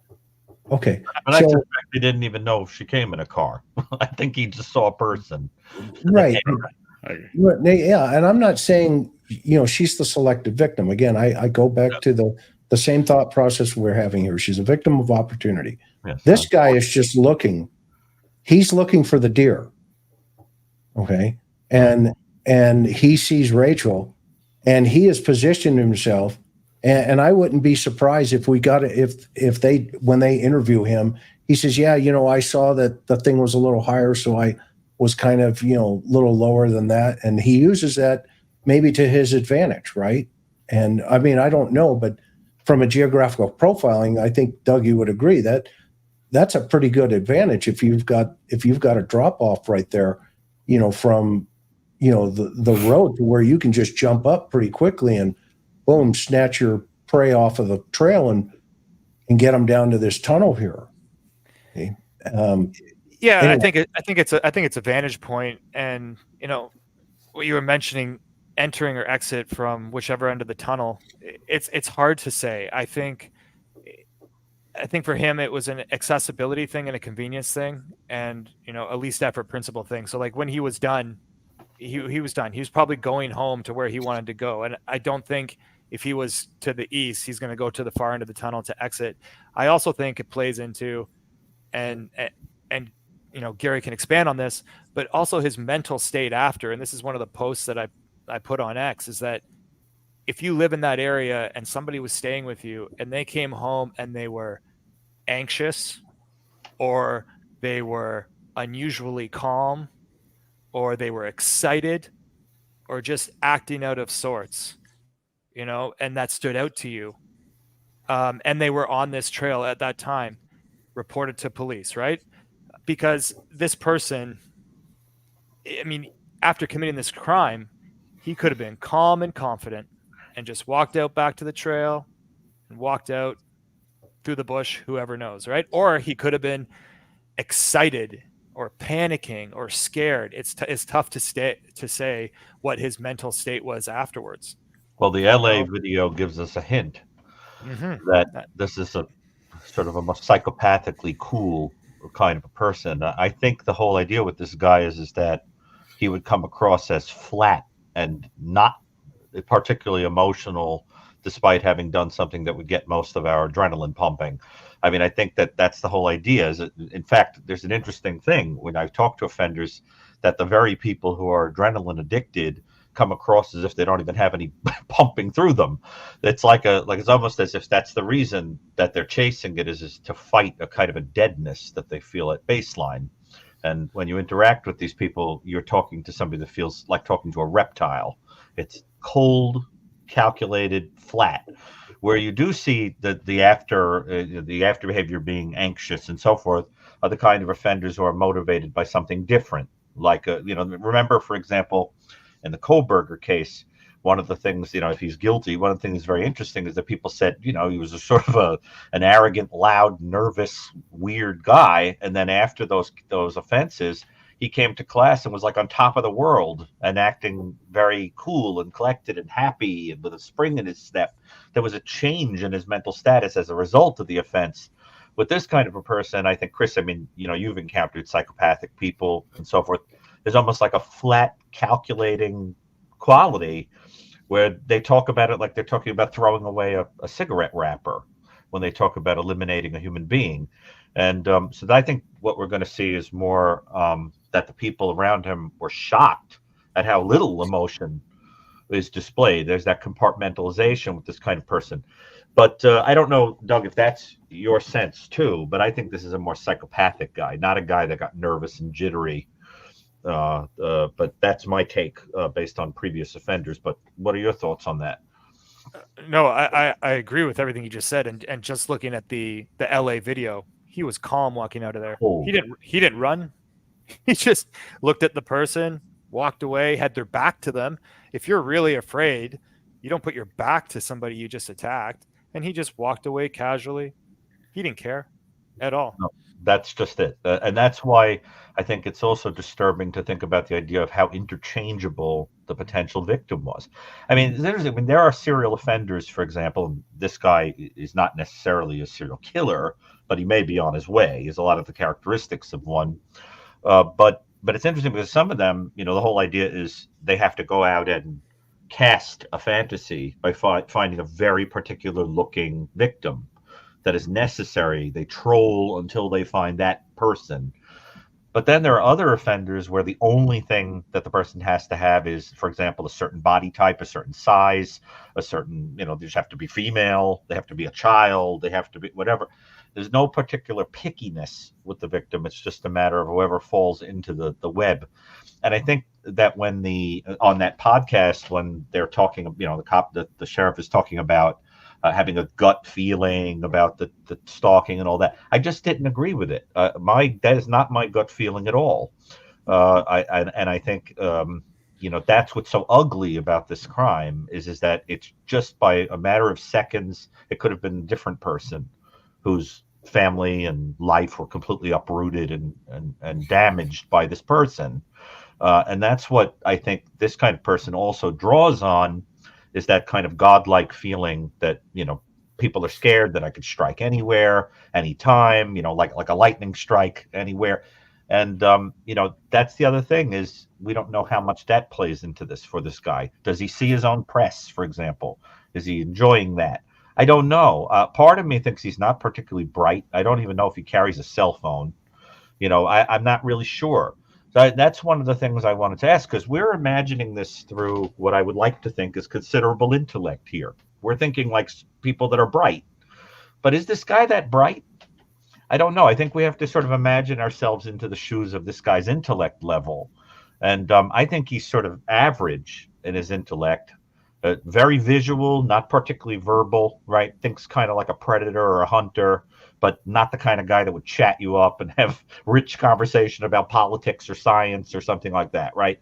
And I think, Chris, that's consistent with your sense that this is a kind of a probably trade level guy. Of course, that does not imply there are not extremely bright people in trade, but I think what we're picturing is somebody that isn't particularly, especially verbally adept, which tends to imply not particularly educated.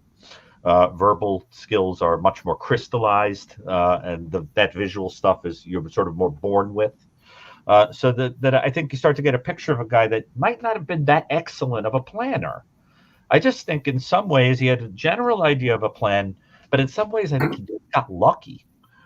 And I mean, Doug, don't you think that fortune just sort of figured into this at a couple of turns? I mean, this is not a master chess player here who calculated this down to the last, I mean, don't you think? Or do you think I think he got very lucky. I think he got very lucky in the attack on Rachel. And that's what yeah. All the ducks fell in a row there, and he just got very lucky, specifically with timing. With Rachel, a solo female runner coming down the path and no witnesses around. I think he got very lucky. And, in LA, I don't know all the details about the LA incident. All I know is what the public knows. Right. But it doesn't seem very well planned out, because if it was, there wouldn't be anybody in the house except the intended victim. So. Right. That was, I think, actually rather boneheaded. When you look at what happened there, I mean, it looked very impulsive and very kind of stupid in how it was executed. I mean, Chris, didn't you think there were signs there that this was not a genius that was perpetrating that act there? And I think that's one of the things that's going to help here is that this guy is not a master planner or a master criminal. Eventually, he's going to trip up and do something pretty dumb. And I also think he's very impulsive. That's also going to help. I mean, one of the points I keep drumming, over and over again every time I talk about this case is you're talking about a guy that probably fled LA to go to Bel Air to hide out after having committed an offense there and having been seen, and you know, and then he has to commit this crime while he's hiding out from the first offense. I mean, wouldn't an intelligent person lay low? I mean, it suggests impulsivity with whatever it is that drives him.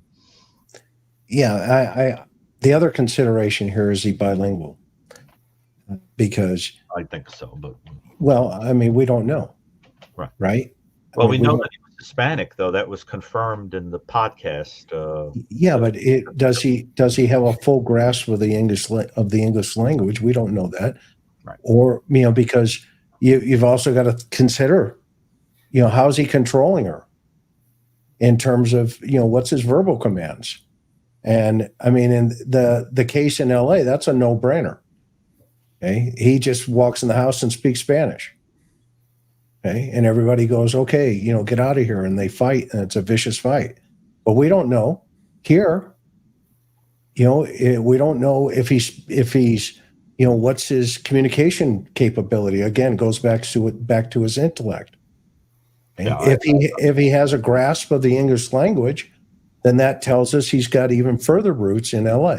They're deeper.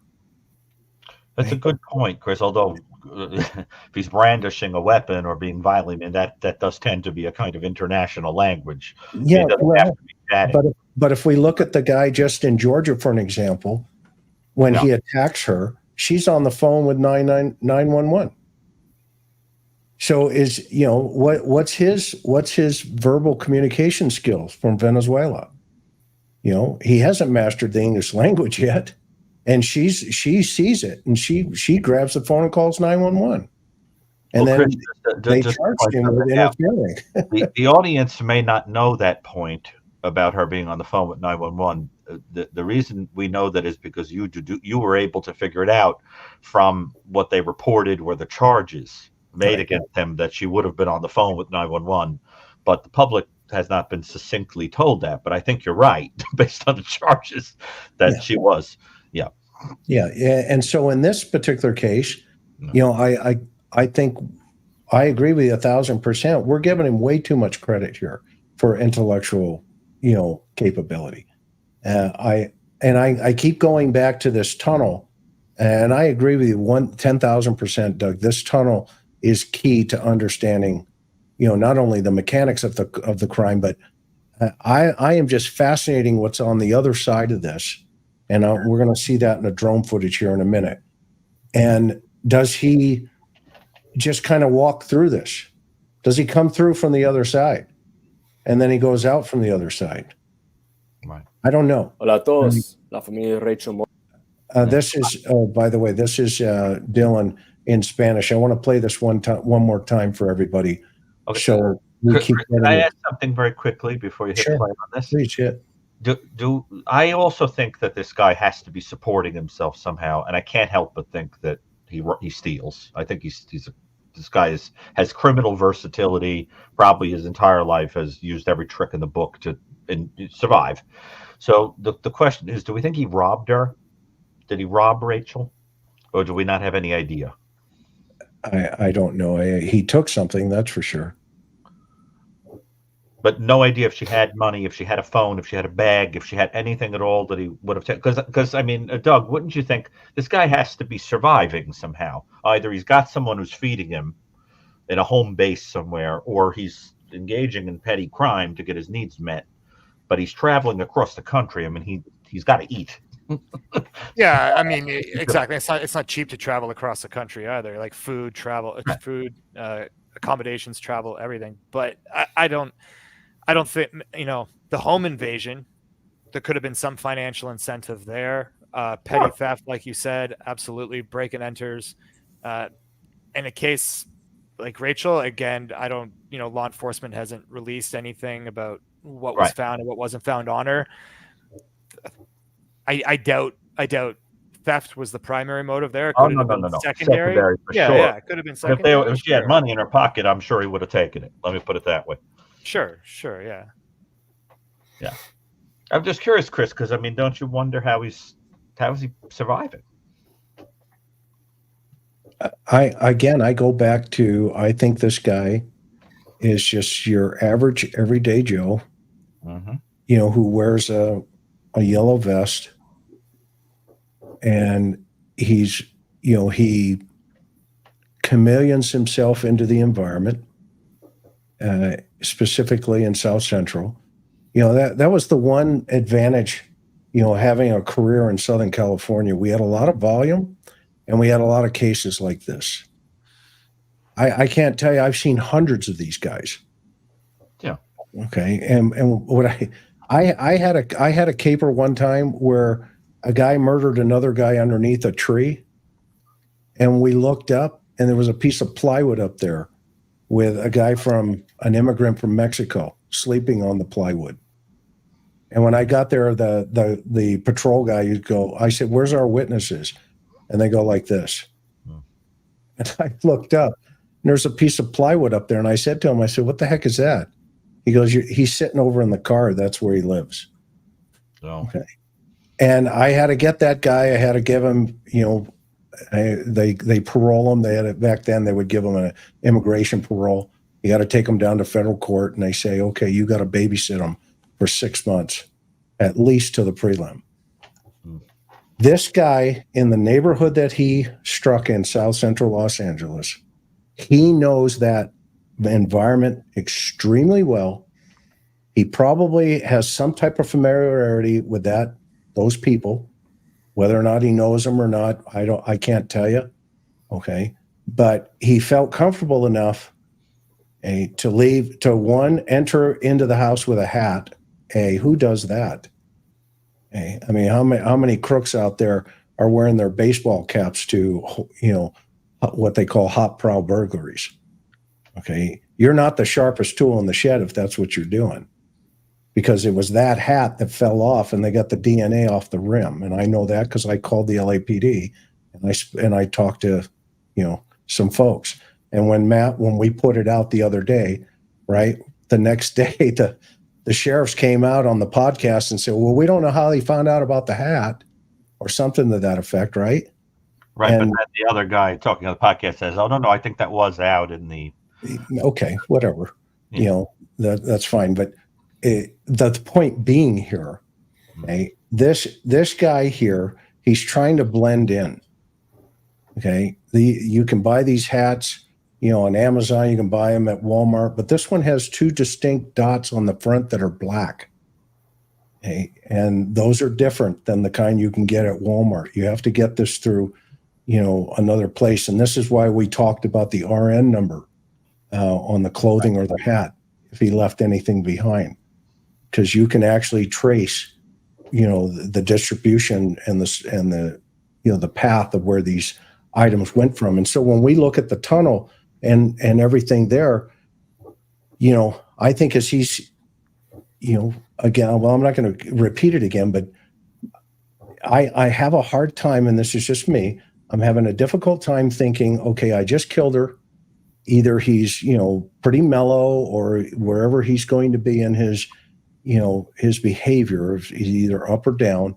And we've all seen him. It goes either way, depending on the personality. Right. I'm having a harder time thinking, okay, well, I use this position as a position of advantage and a strike point.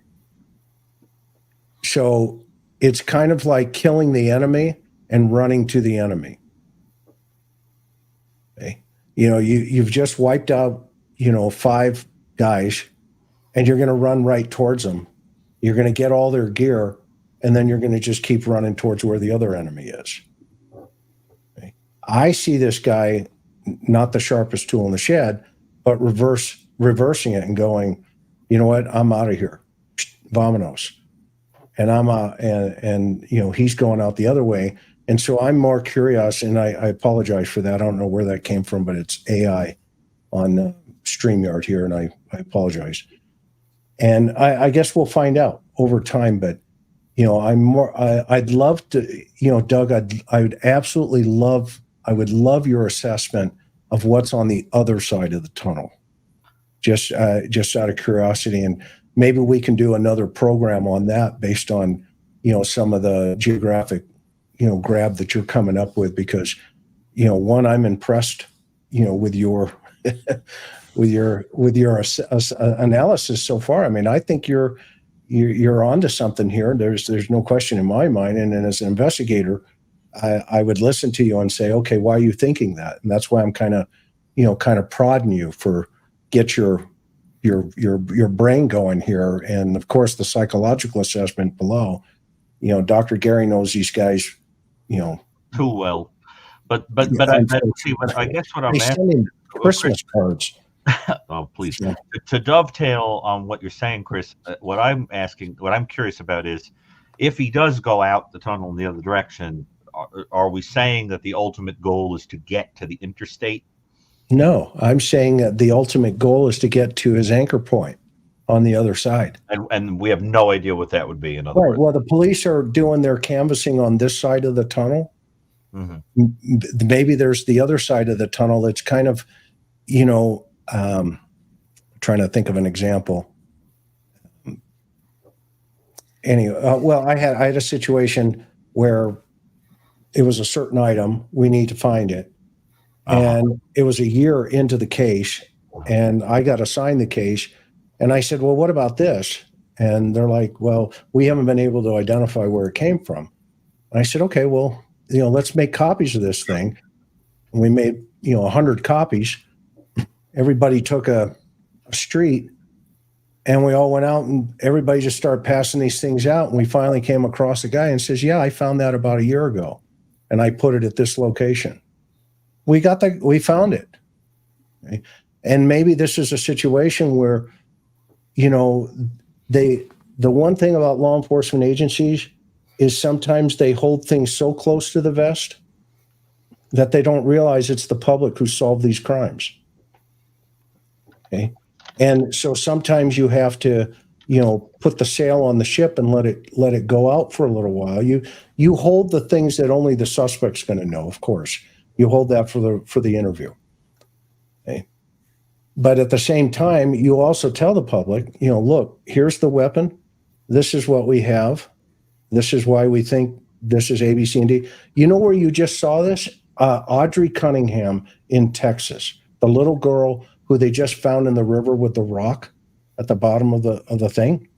You know what you just hear the sheriff come out? This guy's a person of interest. Okay? This is what we know. He was last seen with her at this time, that time, blah, blah, blah. These are the areas we're searching. This is why we're searching there. And guess what happened? Okay. A citizen calls and says, hey, that guy was at my gas station at this time. Okay. Miles away. Okay. And then they locked him into a story. So, blah, blah, blah. And sometimes holding too much information back actually is detrimental to an investigation versus being advantageous to an investigation. And that timing comes with, experience, when to release it and when to hold it.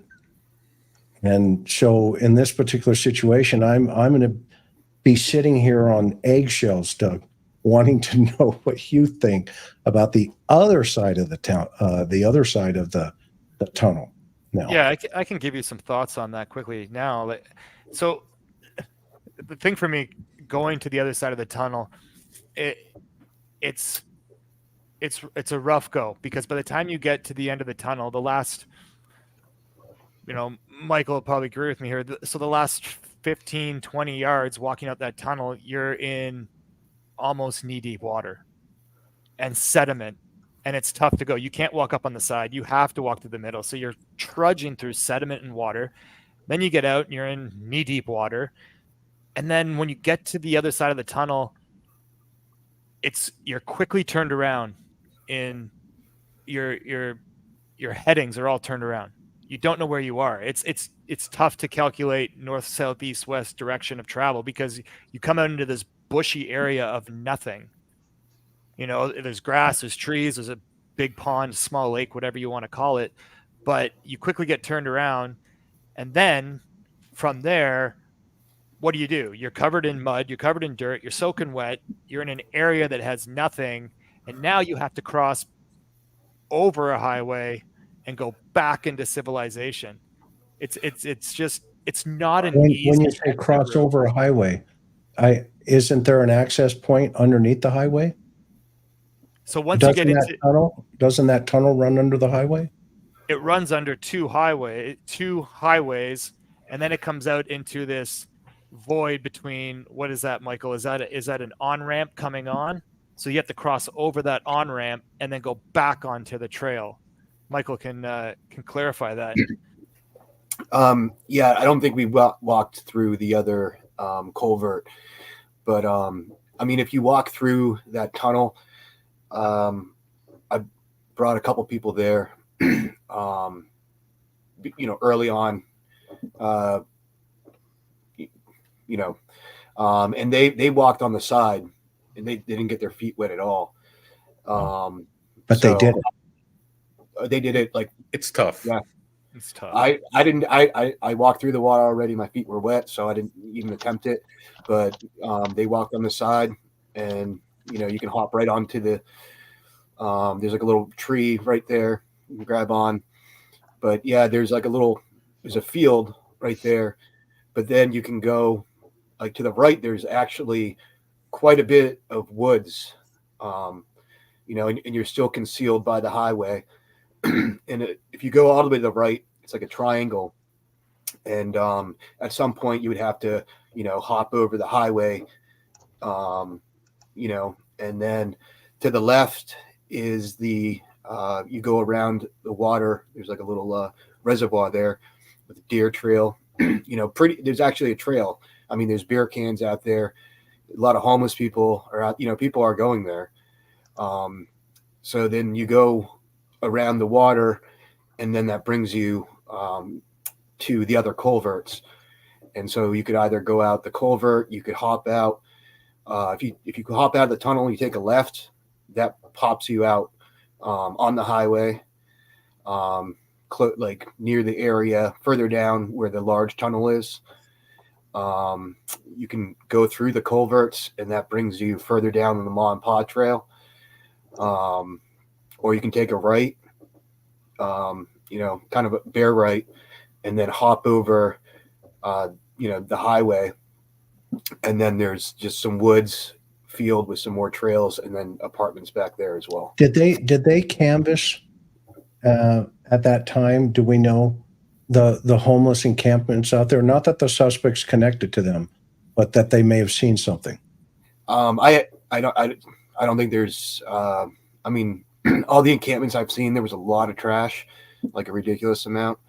And I actually found someone's ID there, but it was my understanding that it was like 2 or 3 years ago that they knocked everyone out. But I mean, people still go there, and I don't see them on the trail. So if I ever see them, they hop over by the highway. And it's actually called, I think that little section is known for like a hangout for homeless people, or was, and people to do drugs. And they called it the BOP. Okay, so it was a location for people to go slam and get high. Yeah, that, and they lived there. I mean, there was like, portable cribs and just like tons of trash. Like, it was crazy. So we would call that Tweakerville. Yeah, I don't. Where every bicycle in the neighborhood is down there, torn apart, toasters. Yeah. There was like, drainage. I don't know how many, maybe 50 yards, I don't know, waist deep full of trash in one area. So, I mean, it was pretty occupied at some point, but there was still like beer cans throughout.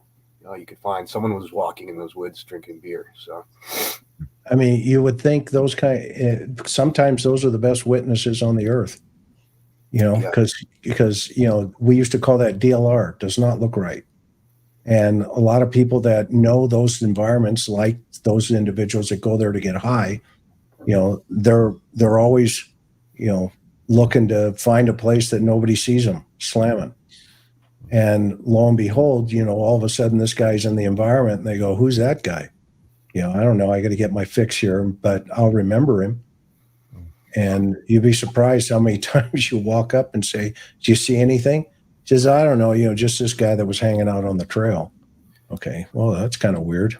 What did you see? I mean, you never know. And that's why, when they canvassed that area initially, I hope they did that. I hope they collected the rock. That's going to be crucial potential piece of evidence, even if it has water on it. Right. I agree 100%, Chris. Yeah. I did want to specify the like all the encampments I've seen. There were tents that were broken. Yeah, and there was growth over it. So it was that before or after? And the day she was discovered, were those encampments there?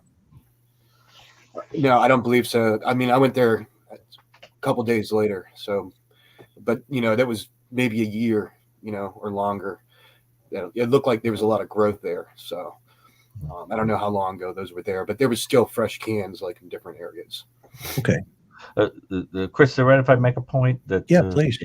So while we're talking, I was checking something out. Now, on the presumption that this guy came by bus, which is something that came up earlier, I just want to point out that there is a very clear path that any public transportation bus would take from LA, with multiple places where you have to stop and switch the bus, which is an interesting thing to think about. But I just want to tell you what it would be, because what it says here, and I'm looking Greyhound, I got this information from Greyhound.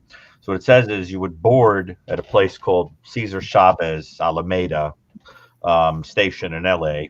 That's the 3-day transportation. That's where you would have to board.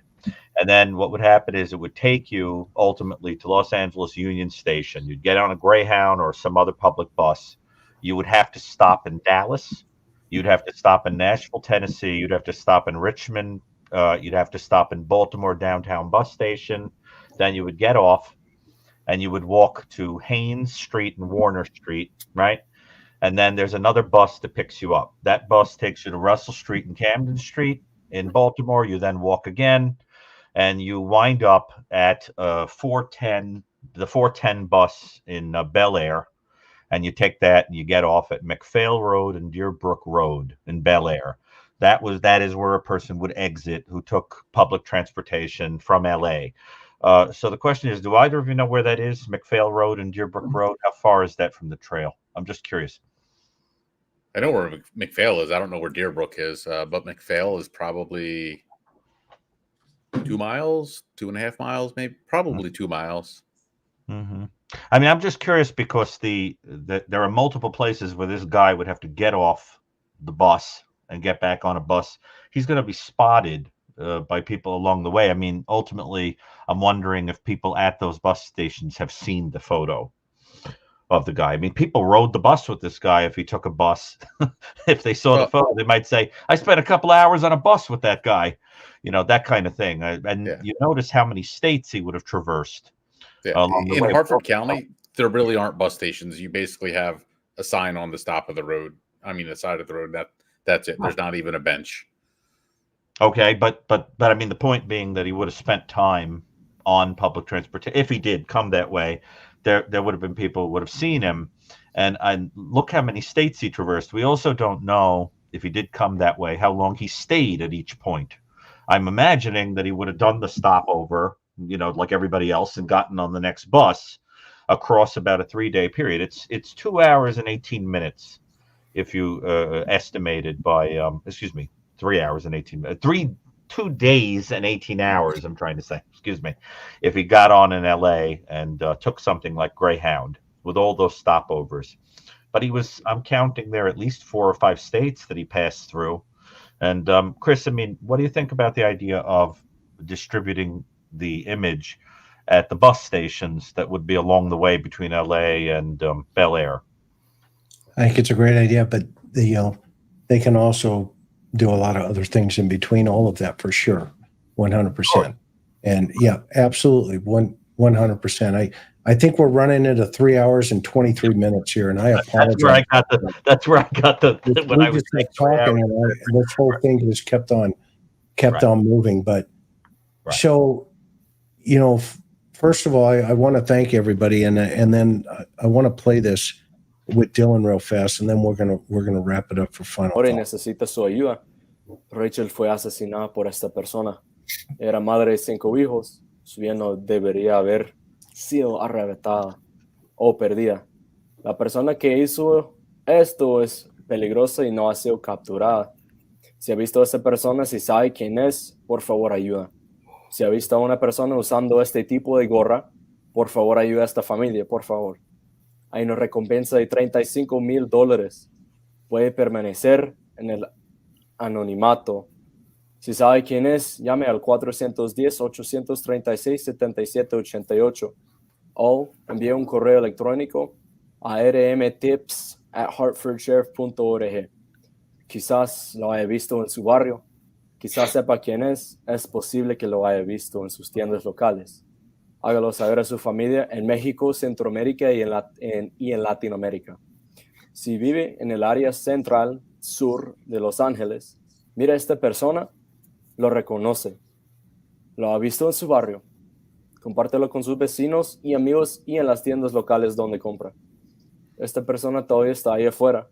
Es peligroso para todos los miembros de la comunidad y para su familia. Necesitamos atraparlo. Necesitamos su ayuda, por favor. Puede permanecer en el anonimato. Llame a este número 410-836-7788. Recoge la recompensa de $35,000. Ocupamos su ayuda, por favor, y si lo vean, por favor, hay que llamar a ese número o enviar un correo electrónico a rmtips@hartfordsheriff.org. Muchas gracias. So, one of the things that I hope, again, this guy, the anchor point, I think the biggest one is going to be Los Angeles for this guy. It's not going to surprise me if he didn't come, from down south and came up to LA where he had contact. And this, we talked about this before, but I know the sheriff's department has an Article 4 warrant just in case. And I know they're working with the immigration unit in LAPD. It's critical. And where I think a lot of this also, maybe this guy has priors in Mexico or in Latin America somewhere. And I think it would be good for you guys to continue to get hold of Josephine Wenzel. Her daughter's killer, McLeod, was down in Colombia, and she wrote a book about it and threw it in every gym down there. And lo and behold, that kicked him loose. He was on the U.S. Marshals Most Wanted, the first guy that ever hit $50,000 in reward money. But it wasn't the reward money that kicked him loose. The one thing to understand about the Latin American, countries down there, they're not motivated by that reward money. You know who is? The federales. If you can get those flyers into the federale system down there, okay, they'll find your guy.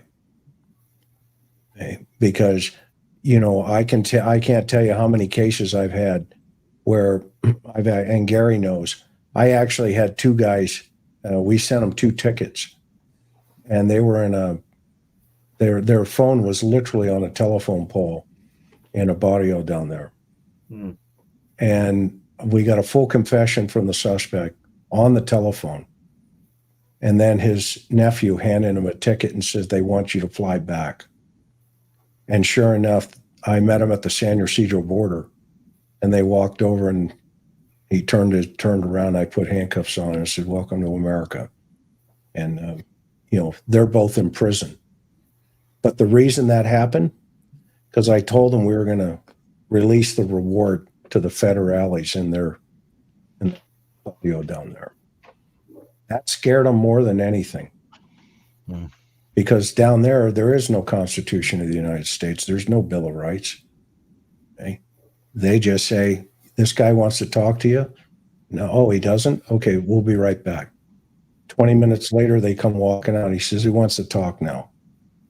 Okay? That still takes place down there. Okay, trust me, it still happens. So if you can get those flyers in Spanish to folks on the, down in those environments, and Josephine can help you. I know, Matt, you said you have her phone number, or somebody has her phone number in your phone. Tell her, you need her help. Because if this guy has fled and he's crossed back over, then he's MIA right now, and that's probably why he's not surfaced yet. And so that's just a consideration. I'm just my initial thought process on that. Is DNA shared with Mexico being part of North America? They don't have CODIS. They don't have CODIS. So in other words, cases that light up down there are not being put into a DNA database to connect them, and they're certainly not being shared. We don't even have a treaty with them. That's why if they get somebody, the U.S. has 24 hours to get their paperwork ready. And if it's a national, let's say if it's a national citizen, i.e. an American, if an American gets caught down there, they're going to pack him up and send him back to the U.S. But if a Mexican national or a Venezuelan or look at what just happened. They didn't even deport that guy because we don't do that anymore. Right. Although I am suspicious, speaking of that case, I am suspicious that there may have been priors in Venezuela, right, that are not being connected. Okay, but right. No, I'm with you, Gary. But I think for this guy, this guy that these poor family members are trying to catch here, or at least raise awareness for the sheriff's department for somebody to call that number and turn him in. It's, as you can tell, it's not an easy task to get that community to start talking. Okay, $35,000 is a lot of money, but how many phone calls are they getting? Say, I want to collect the $35,000. Here's the guy. Okay, I can tell you, Bumpkus. Okay, 0. Okay, but the way you kick that loose is what I'm saying. Okay, is you put that into the environment of, the federal police, the local police, i.e. in TJ and, Sinaloa, blah, blah, blah. And you go down the list of all the states down there and you start flying these things in there into the PDs. Okay. Now your phone may ring. Okay. Now your phone may ring. And Josephine is a master at getting that done. Okay. And as long as they have their ducks lined up with an Article 4 warrant where everything has to be translated, you have 24 hours or else they're going to cut him loose. Right. And when he's cut loose, they're not going to rearrest him. Okay. And so that's a challenge in of itself. So as long as they got everything lined up and they're aware of it, then you should be good to go. But the way you kick that bear before as we move to the end, I did, because you're speaking about proactive stuff people could do. Did you want to give a chance for? I know Matt was interested in discussing it about safety steps that can be taken by women that are out in the community to prevent potentially being targeted in this style of attack. Did we want to talk about it a couple of minutes? Matt, I know that was something that you thought was of value to discuss. Yeah, absolutely. The reason I wanted to discuss it, not to jump on your point, was there was similarities between Rachel and the person down in Georgia, the suspect in Georgia, and I'd prefer not to hear any more of these cases. It's we can't bring back Rachel. We can't bring back the woman who was killed in Georgia. Hopefully somebody else, can take some steps and not be the same victim.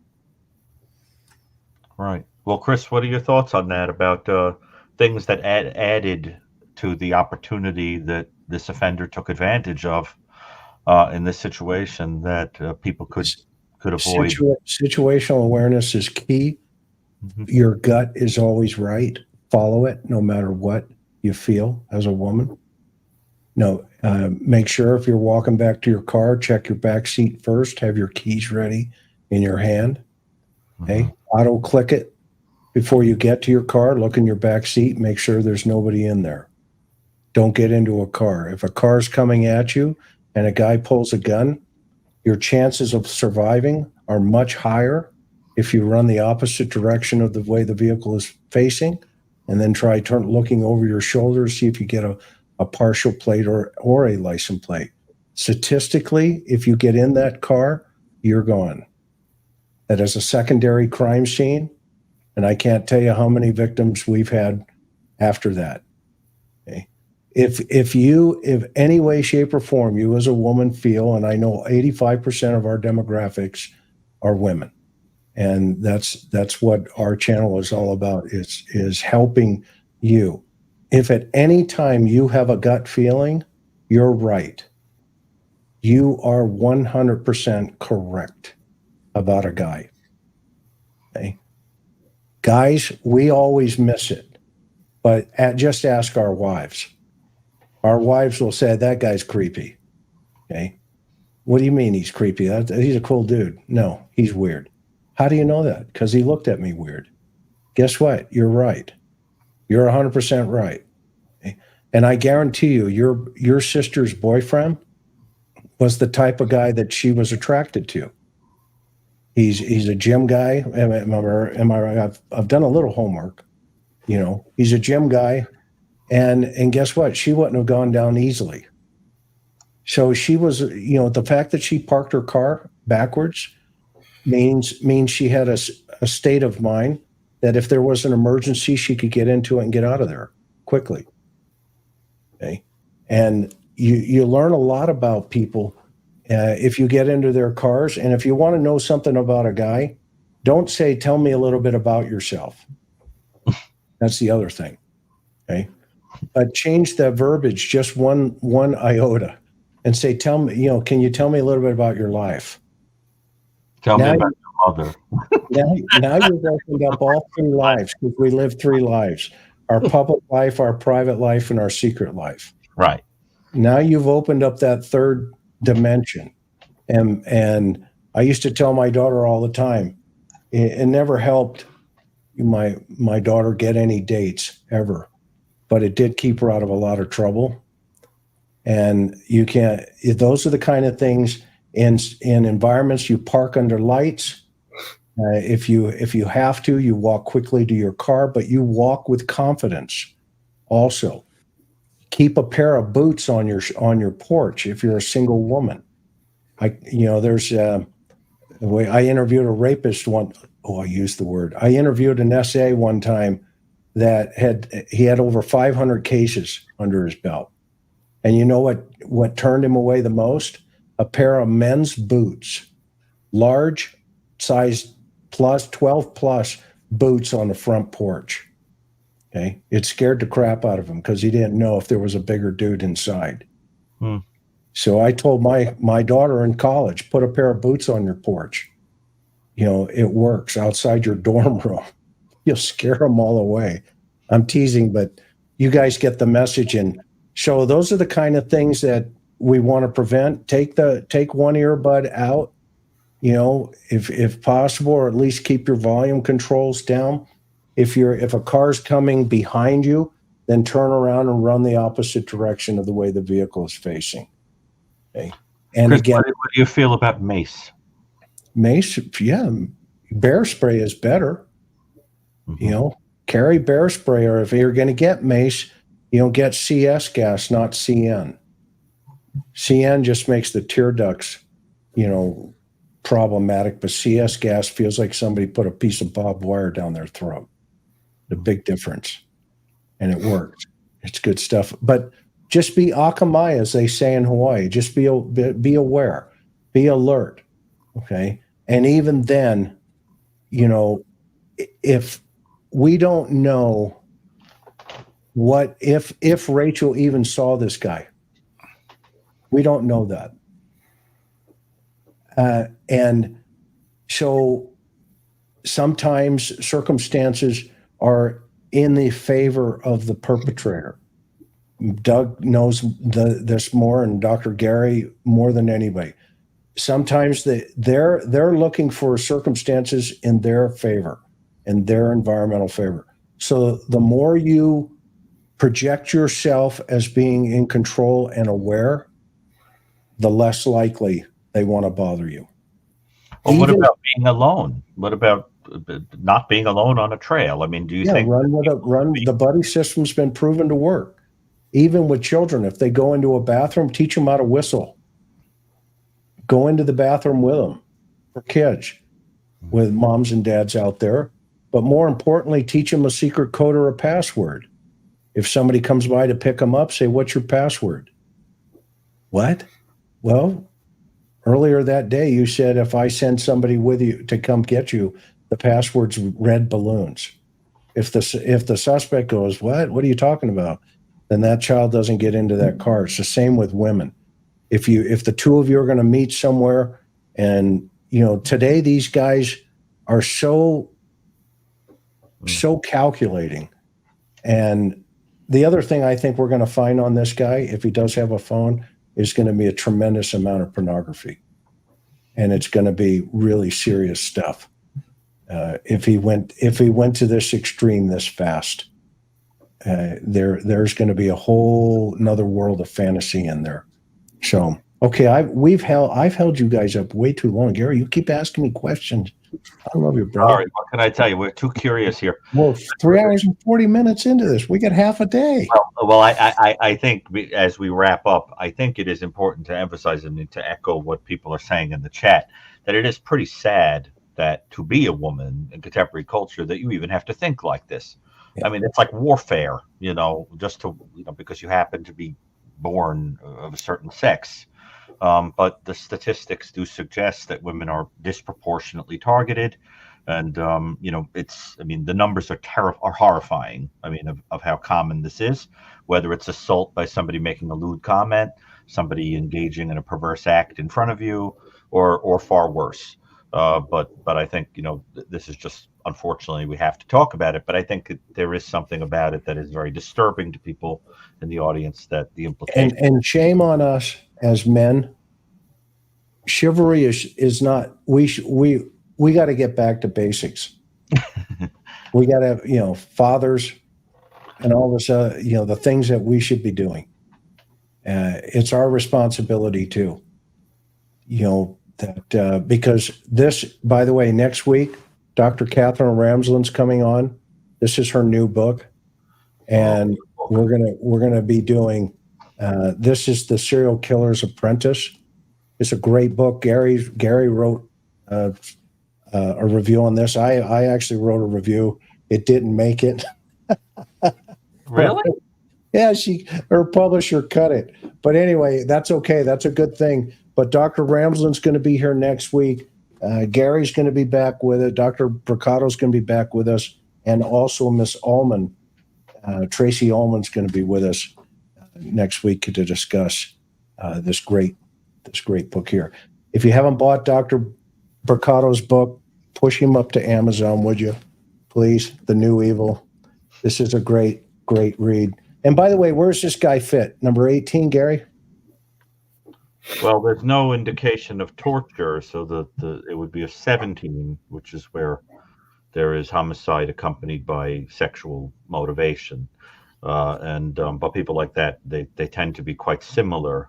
So knowing the category in which he would fit is important for guessing a lot of things about him in terms of profiling. People that fit into the same category are statistically very similar. So that'll give you some clues of the kind of guy that you're dealing with. So take a look at it. But anyway, thank you, Chris, for everything tonight, and thank you guys for being here. Doug, very impressive, Doug, and Michael and Matthew. Of course, it's always a joy I love the relentlessness with which you do this. The passion with which you do this. It says so. We're going to do this again. And Doug, I want to hear the other side of the tunnel. I really do. I don't know why. But I'm not going to discount that yet personally. But I'm the kind of guy that, as Gary knows, and those that know me, I had a 93% solvability rate in my career, and I'm still doing it. By the way, I'm still working with some folks. I can't, with the Cold Case Foundation, as you know, but I also work with some of the tribal through the Bureau of Indian Affairs. There's over 6,500 Native American women that have died, and around the country, and I'm still working some of those murders with them. So you're relentless, Chris. I'm the kind of guy. I'm the kind of guy that says, why is this leaf out of place? I had a turd one time in a toilet, and I told one of the evidence tech, dip a Q-tip into that, and they looked at me like, seriously? I said, yeah. Sure enough, it was a suspect. Okay, he took a dump in the toilet. So I'm that guy, okay, that just says, you know what, I want to see the other side of the tunnel. Hey, you're probably right, but I'm just the kind of person that I want to see the other side of the tunnel. If we can get that, maybe there's something there that kicks it loose. You never know. And Gary had that caper in his doggone files too. So, all right. I have pretty much all of them in there, Chris. You ready to go to Hawaii? Yes. Michael, anything final words from the family? No, just thank you for your continued coverage. And thank you. I'm so sorry we have to meet you under these circumstances, brother. But if there's anything we can do, we're going to stay in contact for, till you get justice for your sister. And I know you got a good guy over there with Doug. I mean, he's brought some really intelligent stuff to the table here, and I commend you for finding him. And the other guy, from the BAU, he's a sharp cookie too. I wish we would have had Greg here tonight, but he's got a health issue, so he couldn't make it tonight. And Matt, any thoughts from your position, sir? Just like to thank everybody in chat. Everybody watches the video. All of the panelists here. And just keep getting the guy's photo out there. Not the photo, the sketch. Okay. That's how we're going to get the guy. Yeah, roger that. Doug, any other closing thoughts from your side? Yeah, I just, I appeal to the whole country. Just keep an eye out. If you have tips, send them in.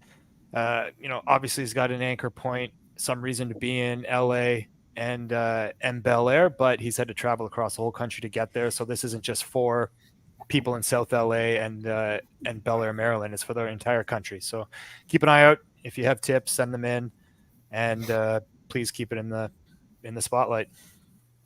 Hey, all right. Well, God bless you all, and let's go to Hawaii.